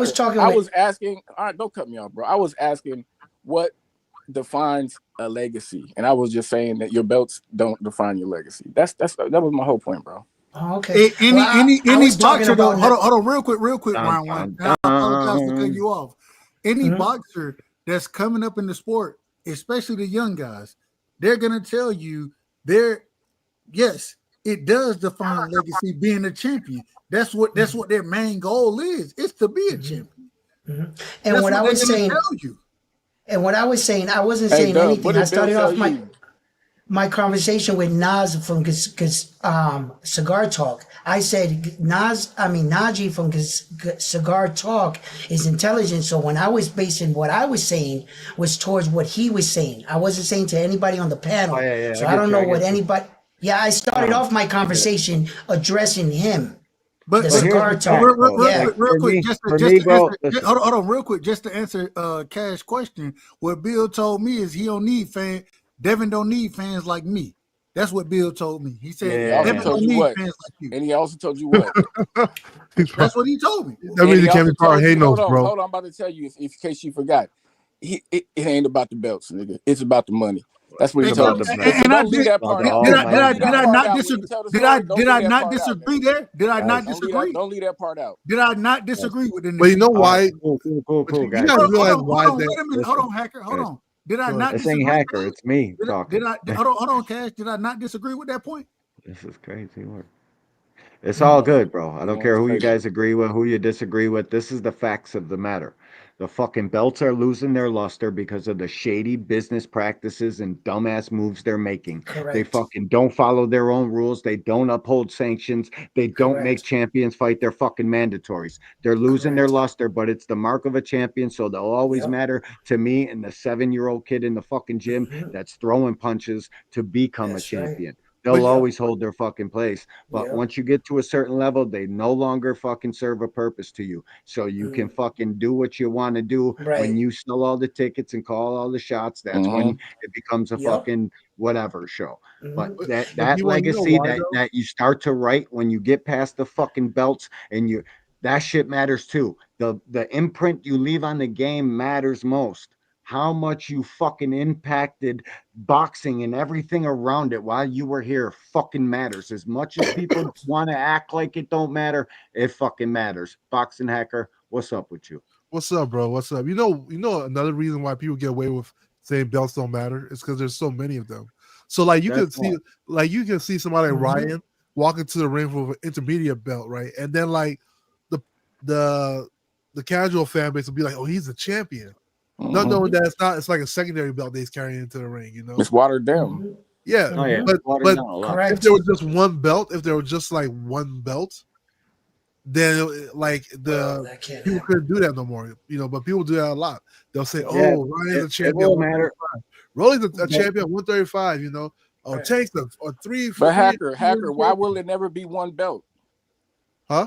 Why will it never be like what you're saying? Why will it never be just one belt? Because of the money, right? Because of the money, right? The Because of the money. No, Because of the no. money that all these belts create for the sanctioning bodies. Yes or no? 3%. Yeah, and that's Everyone. the problem, right? That's why I think, like, that's why I always say, like, if they have. If you're saying no, you clueless, bro. No, He said the I champion agree. makes the belt. The belt Okay. don't make I the agree with you. champion. Look at Wait, Tank But as proof. they should all be under one Wait, system. gentlemen. Yeah, whatever. Gentlemen. But belts do matter. Wait. But Okay. what happens, like That's a fighters like good point, Ryan actually, get away Jerry. with it because they walking in the ring with like a fake belt. Like you see them all Mm-hmm. the time. Not a fake belt, it's a belt, but it's like a No, like a lot of those intermediate- little belts signify upcoming title shots. Like people don't really know boxing, so I don't expect people to know what the little Ninky Dink belt is. But that fucking title represents that you beat this fucking guy. Them are the little titles are the ones that you actually fight for. If you You're fucking working your knew way better, up. you would Well, do better. yeah. Yeah, Yeah, but they're the ones that you actually boxing the hacker, little boxing fucking hacker. NABO, Go on top, DAG belt, them shits matter. Right. Okay, boxing hacker. The reason why we can't go back to one belt era is because boxing has evolved. The reason why one belt works in the UFC is because your divisions only have 35 fucking dudes or 50 dudes. In boxing, we have evolved. In one division, there's 1,300 fighters on average in one division. If we were to go back to one belt era, you mean to tell me that one guy can hold up 1,300 body careers? If he gets injured or something, that's why we need 4 belts. Now, I think where they went wrong was they made belts. too many fucking interim belts. They made all these. Round You know one. what I'm saying? Yeah. Round one, you don't need 4. So you don't need 4. You don't need 4 belts. I actually think we need 5. No, you don't. You don't. So the 4 That belts IBO. they represent The 4 IBO is sanctioned a bodies, fucking right? title. That's why you have 4 belts. You can have like a national level title. You can have a state level title. You can have an international level title. You see what I'm saying? And then you can have Yeah, like a world title, which is the top belt. Right. You see how that works? Yeah, but I wish they got rid of all those belts and only left the major ones. No, you don't need that. We could as fans, listen, guys, we could as fans, listen, we could as fans, stop talking, I'm talking, big dog talking. Listen, we could as fans say, fuck it. We're going to say, fuck the WBC, fuck the IBF, fuck the WBO, WBA, they can all suck a dick. We're going to root for the ring champion. That's it. That we're gonna make this belt the belt, but we don't do that. We're hardcore boxing fans. We've been tearing this fucking sport down forever, man. We need to do better. We need to figure something out. Turn this shit around. Because you know where it's going? Fucking circus fights. Fucking misfits. Misfits. I had a tweet the other day, bro. These fucking dudes are talking shit on their press conference, and that's the reason they get more fucking impressions and more attention and more engagement than any fucking boxing, because they know how to fucking entertain. We need something, bro. This shit is I dead, wish bro. they The did whole live scene- scoring. Hold on. Live Live scoring. scoring is I something wish. that I'm Yeah, but talking about. D1, why do you think? Hold on, hacker. Hold on. That the sanctioning bodies, they play these games and do what they want because they know the fans are divided. It ain't gonna never be no everyone together. We want this. So they'll always play whatever games they want, and they're gonna do it because of the money. They're gonna create another belt whenever they need to because they want that 3%. Period. Yep, WBC slapping Yeah, the let me ask you guys a question. Let's say that you guys were the owners of the belt. I'm gonna say that Stain the Code, he's the owner of the WBC. I'm gonna give Boxer Hacker the WBO, and I'm gonna give Angry White Guy the IBF. If you guys own these belts, right, and you were an organization, you paid staff and you did all this, and the men and women that won your belt throughout the years have made your belt successful. You provide the title in the world stage. Are you not allowed to charge 3% for your business because you made this? See, the boxer thinks they own the belt. After you leave, there'll be another champion. You don't own that IBF. The organization does. Yeah. So in order for me to give you a world stage and to box for my prestigious belt and to earn the right to, I gotta pay my staff. I gotta pay all these people. Yeah, you know, 3% is not bad. Nobody's We arguing just need against it, one. though. We need a whole governing body like the NFL or the NBA's got. I wish. That's what Turkey wish. try to do. Or a union, but they'll never allow it. They'll never allow it. That's what Turkey and what's the name trying to do? That's what Turkey and Dana's proposing. Because we'll be Bro, one. it's gonna happen. Bad idea. Trump's gonna We will pardon be that. one with a union. We will be one, and those belts will be done with. Trump, and you know what, bro? Listen, this is the facts. These guys getting paid crazy amounts of money for one fight is what is fucking crippling our game right now. Fighting to a point where you can just get paid $1 million a fight, it gets harder to fucking fight 4 times a year.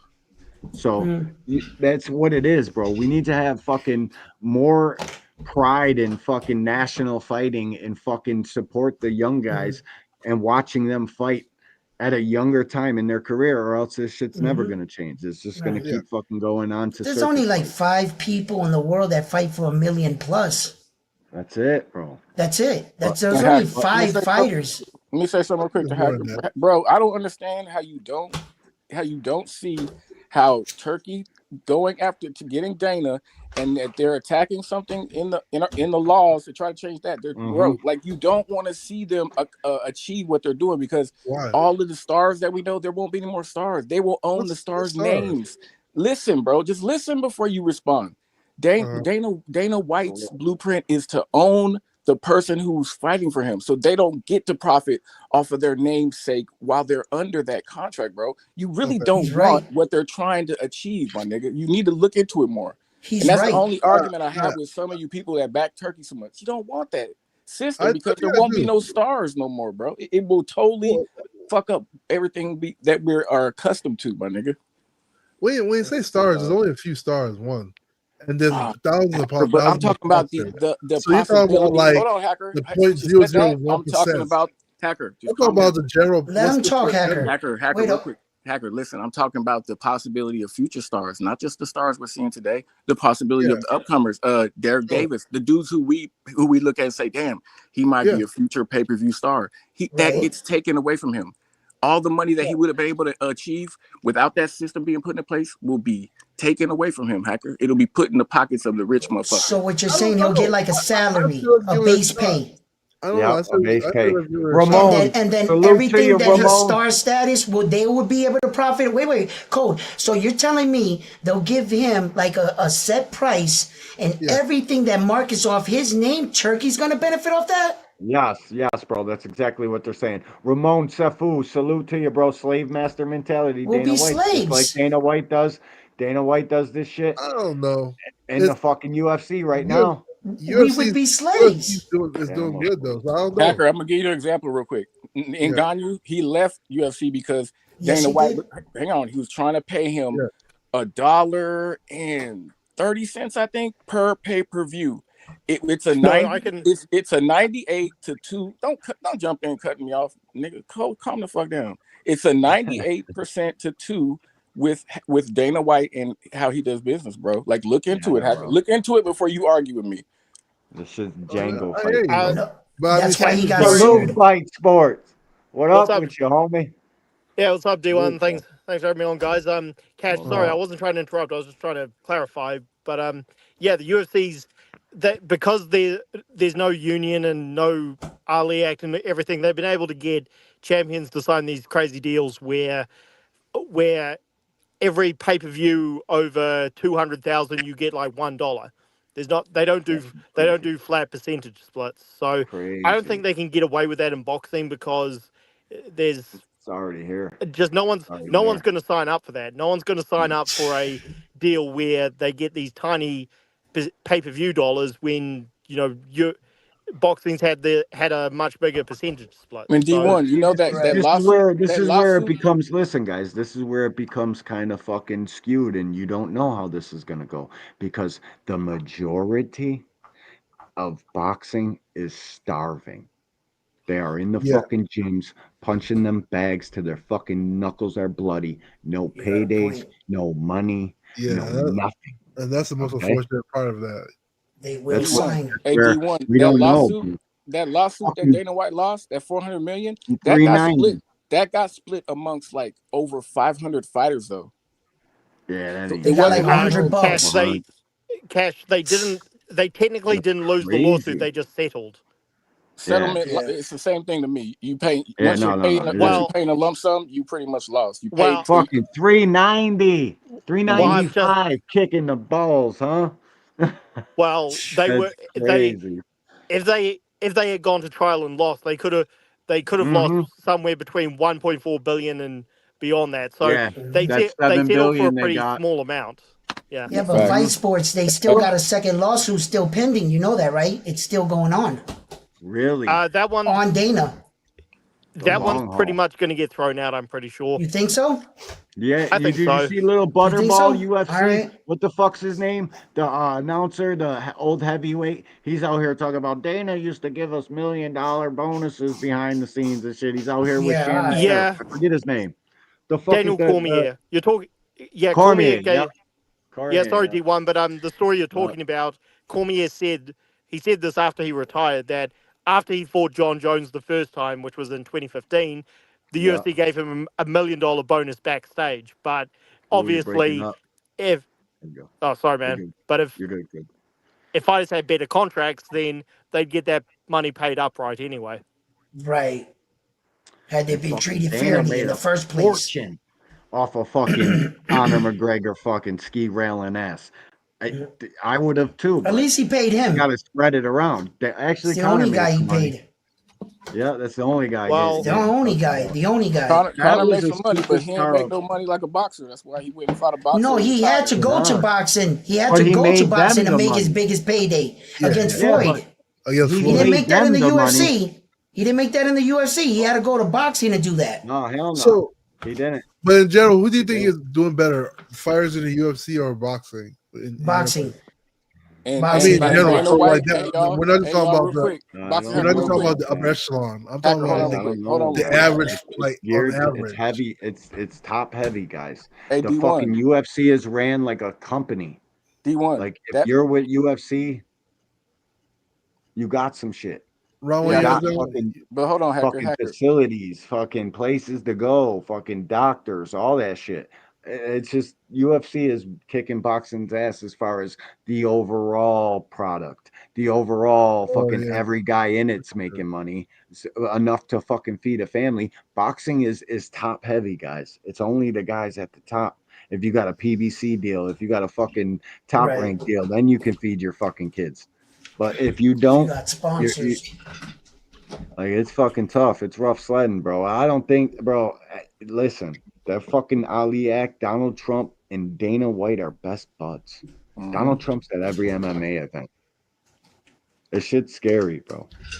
It's They got scary. all So three wait, branches so of the D1, are government you right now. saying that Hold on, Hacker. on They got average all three. that Hold up. Let Cash talk. They got all Yeah. three branches of government right now too, bro. You know? yeah, I mean, It's getting scary, bro. And I listen, mean, it bro. was scary Like, when they had all three. I benches. don't.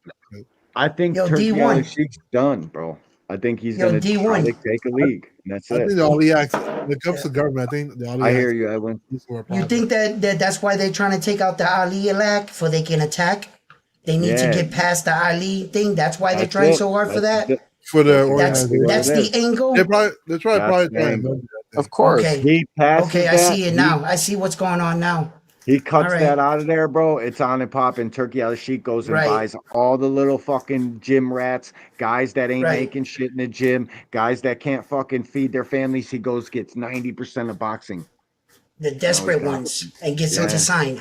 So Yeah, wait, bro. Right. I You got got you. money I got to you. wait these I superstars got out. you. A couple little Right. guys at the top that are Right. making it.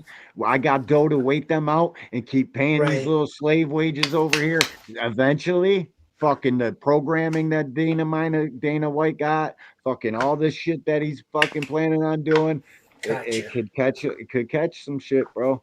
It Right. goes on TV. They show the fucking program and contender series. We get hooked on a guy that's signed to them. That fucking shit's off and running, bro. That's what it is. I mean, Fucked up. What do Boxing we hacker do? What wants do we it. do? What do I we mean, do I to stop this? Like, what can we do? Like, Hope to God Al Heyman and them and Bob Arum I ain't mean, Al got him. Heyman's been touching the lines of the Ali Act too. So I mean, No, Mr. he does it for different reasons than we they're need doing. this though. You can't make that equivalence. Al Heyman is doing it for a way different reason. It's not. yeah, but he's Hold on, touching. Hacker, hold on real He's quick. playing Hold the on. lines of the Ali Act, right? Hacker, hold on real quick. Listen, bro. all You good, don't make Mike. those comparisons when you know that Al Heyman is known for giving the money to the fighters, and these other guys that you're comparing to are known for taking the money from the fighters. So why even make this point comparison, bro? Wait. Wait, Al Heyman, the advisor. He's an advisor because of the Ali Act, right? It doesn't matter. He Like, pays the fighters. Wait. I'm not saying it doesn't, but like you guys are worried about the Ali Act, but Al Heyman's it's touching the lines of the Ali Act too. You know that, right?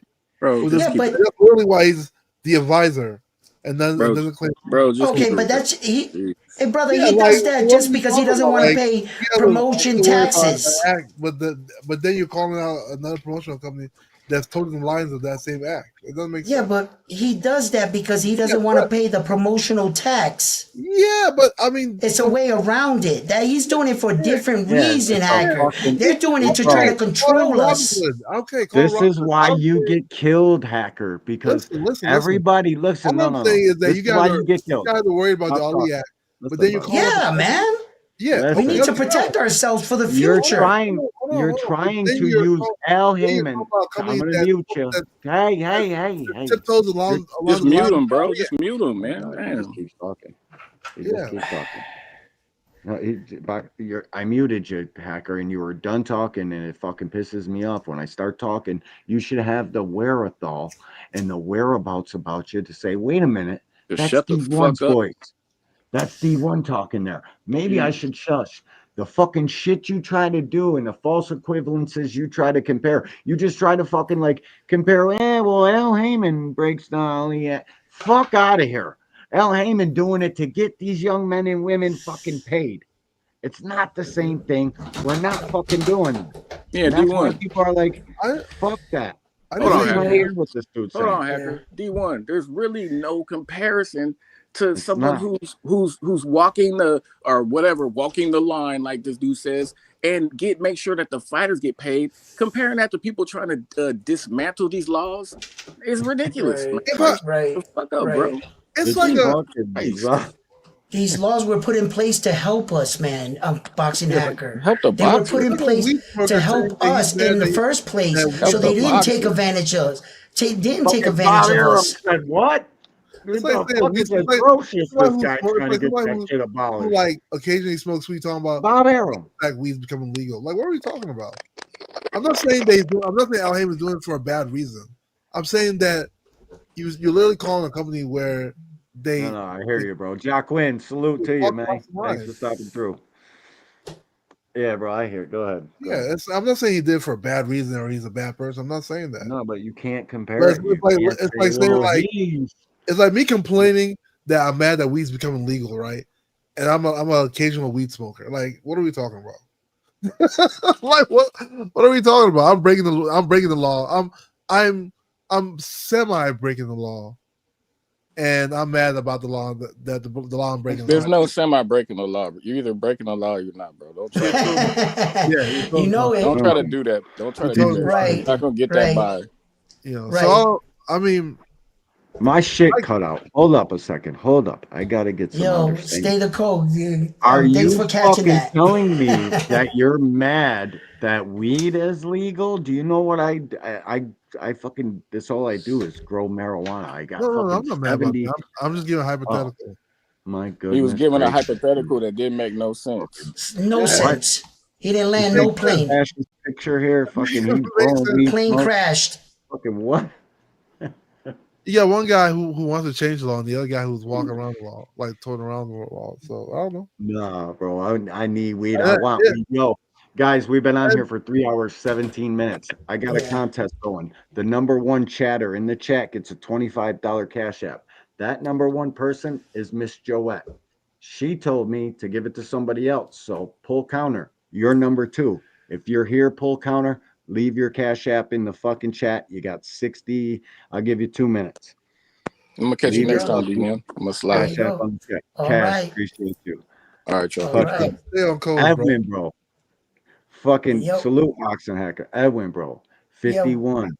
Are you got approved? Everything's good. You're about to go into this Everything. motherfucking fight. Yeah, in 70 days, man. I went down. I've been at the gym with my coach. He's giving me, some assignment drills to run and stuff. I've been doing it. I think Monday we're gonna start some sparring. I got my own sparring coming here at my house on Saturday tomorrow. My guys that are gonna get me ready for the sparring in the gym. Because I'm doing extra shit. You know what I'm saying? Because I need it. You know, Yeah. as soon as I turn off this microphone with you, I'm gonna put on my sneakers and I'm going outside. I'm gonna go jogging. I'm gonna go Yeah. live. So if you guys want to jog with me and stuff, I'm Facts. gonna be jogging live. When's the last time you got punched in the fucking face, though? The last time I got punched in last year. Yeah. Did you Yeah. see it? Like, I've Flashes. seen Yeah. major, Where crazy. Yeah. George? Yeah. It Like, flashed. bro. Yeah. Yeah. But I didn't Good go luck. out. I kept fighting, so I still think I can take one. And yeah, man, wish me luck, brother. I'm doing it for all of us that unfortunately we got Where you families. competing at? Are you doing like a Masters thing, or is it like? Nah, he's Yeah, fighting yeah, in I'm doing a fucking Masters. Yes, I'm doing a Masters at Masters, Border Wars. Border Okay. Wars, Yes. Yep. boxing boy shit. Yeah, Yep. that's And Super dope. so I'm going there to take this. You know, it's one of my things on my bucket list. You know, like I always say, some people want to skydive, some guys want to jump off a bridge. You know, I want to box. Okay, and you know, it's always said, don't wait until it's too late. And I think I almost did that, and I'm trying to prove, you know, that I got one left in me for me. I'm not being forced into this. I'm not being pushed into this. I want this. This is a dream of mine of having a fight that's televised. You know, I've had amateur fights, but no one saw Super it. dope. You It's a know, dream of so mine too. yo, listen. So for Really? all the guys of us Yeah. that are working, that have families and stuff, and just can't do it, I'm doing it for us. I'm doing it for all of us. Super You know, dope, for, man. for all the dreamers, for all of us, the old guys that they say that we're old at picnics. They try to call us old. We ain't old. We ain't done. You know what I'm Not saying? your- We still got one in it left in us. You know what I'm saying? And I'm gonna prove it. And I'm gonna shock the world. And at 51 years old, all the odds are stacked against me. He's got 15 professional fights, amateur fights. I got 0. He's got the weight on me. I'm coming in trying to fight at a heavier weight. I know what Terrence Crawford feels like now. And me and Terrence Crawford are gonna shock the world. That's what I got to say. You know what I mean? And follow me, guys. Let me Pulling ask for you. you, Let bro. me ask you where you go. Everybody, So now go. that you're older, Hold go on, ahead. Boxing Hacker. Everybody, go follow Round One Sports Talk. He's on YouTube. Quick fucking Thank you. search will find you that. Edwin, I'm fucking rooting for you, man. Go ahead, Man, Boxing thanks, Hacker. man. It means a lot to me, Isaiah, man. I'm Thanks. Now that hitting you're older, right? I'm sure you sparred Yep. when you were younger. Like, how Yeah. does sparring feel to you now? Does it feel different now that you're older and you're? Oh yes, it does. Yeah. It feels like my head, my brain is like rattling in a sense. yeah. I Yeah. got to get used to it. When I first got hit, it kind of shocked me. It was like, damn, like, but I didn't want to let the guy see it. You know what I'm saying? Yeah. So, you know, I went home. I was bruised. My ego was hurt a little bit, but I realized when I woke up the next day, I was still alive. And if had I been still alive, I know I can do it again. You know what I mean? Right. All right, Let's go. let's fucking I used go, to bro. love sparring when I for was you, bro. younger. I used to love sparring when I was younger. You When I know, got so older, I I was could, like, oh, man, if I it's- could, bro, I'd be out there in Atlanta, dude. But fucking, I can't. It's. I Yeah, got something man. else going on, but man, Mhm. good luck, bro. We're Man, fucking thank rooting you, for man. you. D1, Thank you you can do guys, man. Masters thing too if you really wanted to. Isaiah, All right. Isaiah, what you doing? All right, you out? Salute. You saying salute Yeah. to you, bro. Everybody All right, follow Cool, brother. bro. Round One Sports Talk. Yep. I'm about to Are go you out got and any jog. training videos on your channel? I'll watch them if you are. Yes. Yeah, no, he Yeah, I drops got it. He's some on always my live. channel. Great Yeah. channel. I'll definitely Great watch channel, them, bro. bro. Round All One right. Sports Talk. Before you go, let me Yep. add your channel. Are you in Yeah, the chat? absolutely. Thank you. Yeah. Yeah. Yeah, he's in the chat. I'll drop. We'll drop his Let link. me see. Drop a link. Yeah, I'll Yeah, drop a link. Yeah, Drop let me it drop in. that right now. Hold on. In the Yeah, real private quick channel. before I go. Yo, Isaiah, Miss Joette won the pound for pound super chatter because really she bought the shit with a $10 super chat, and I fucking love Miss Joette to pieces. Thank you so much, Miss Joette. But she said give it to somebody else. Oh, Miss Joette. I called full counter. It's a $25 prize. If you're the top chatter, you win $25 every Friday night live. So That is full awesome. counter. He had his 2 minutes. He didn't fucking clock in. Isaiah, last man standing. Here comes your cash app, Isaiah. God. Just fucking tell people I I'm dropped a the man link in of the my chat. word. Gentlemen, Yeah, have a guys. good night. I gotta go You too, jog. brother. Love you Good luck, guys. man. Yeah, bro. Thank you for the support. Most We're def, rooting for man. you. Most def. It's super dope, bro. Yo, what'd you think Super about that dope. Ryan Garcia interview? That shit was crazy. It was. It was, but I can't finish watching it. I got shit to do in the morning. We're Oh, you going about on to dip? here. Yeah. I'm giving out the Cash App prize.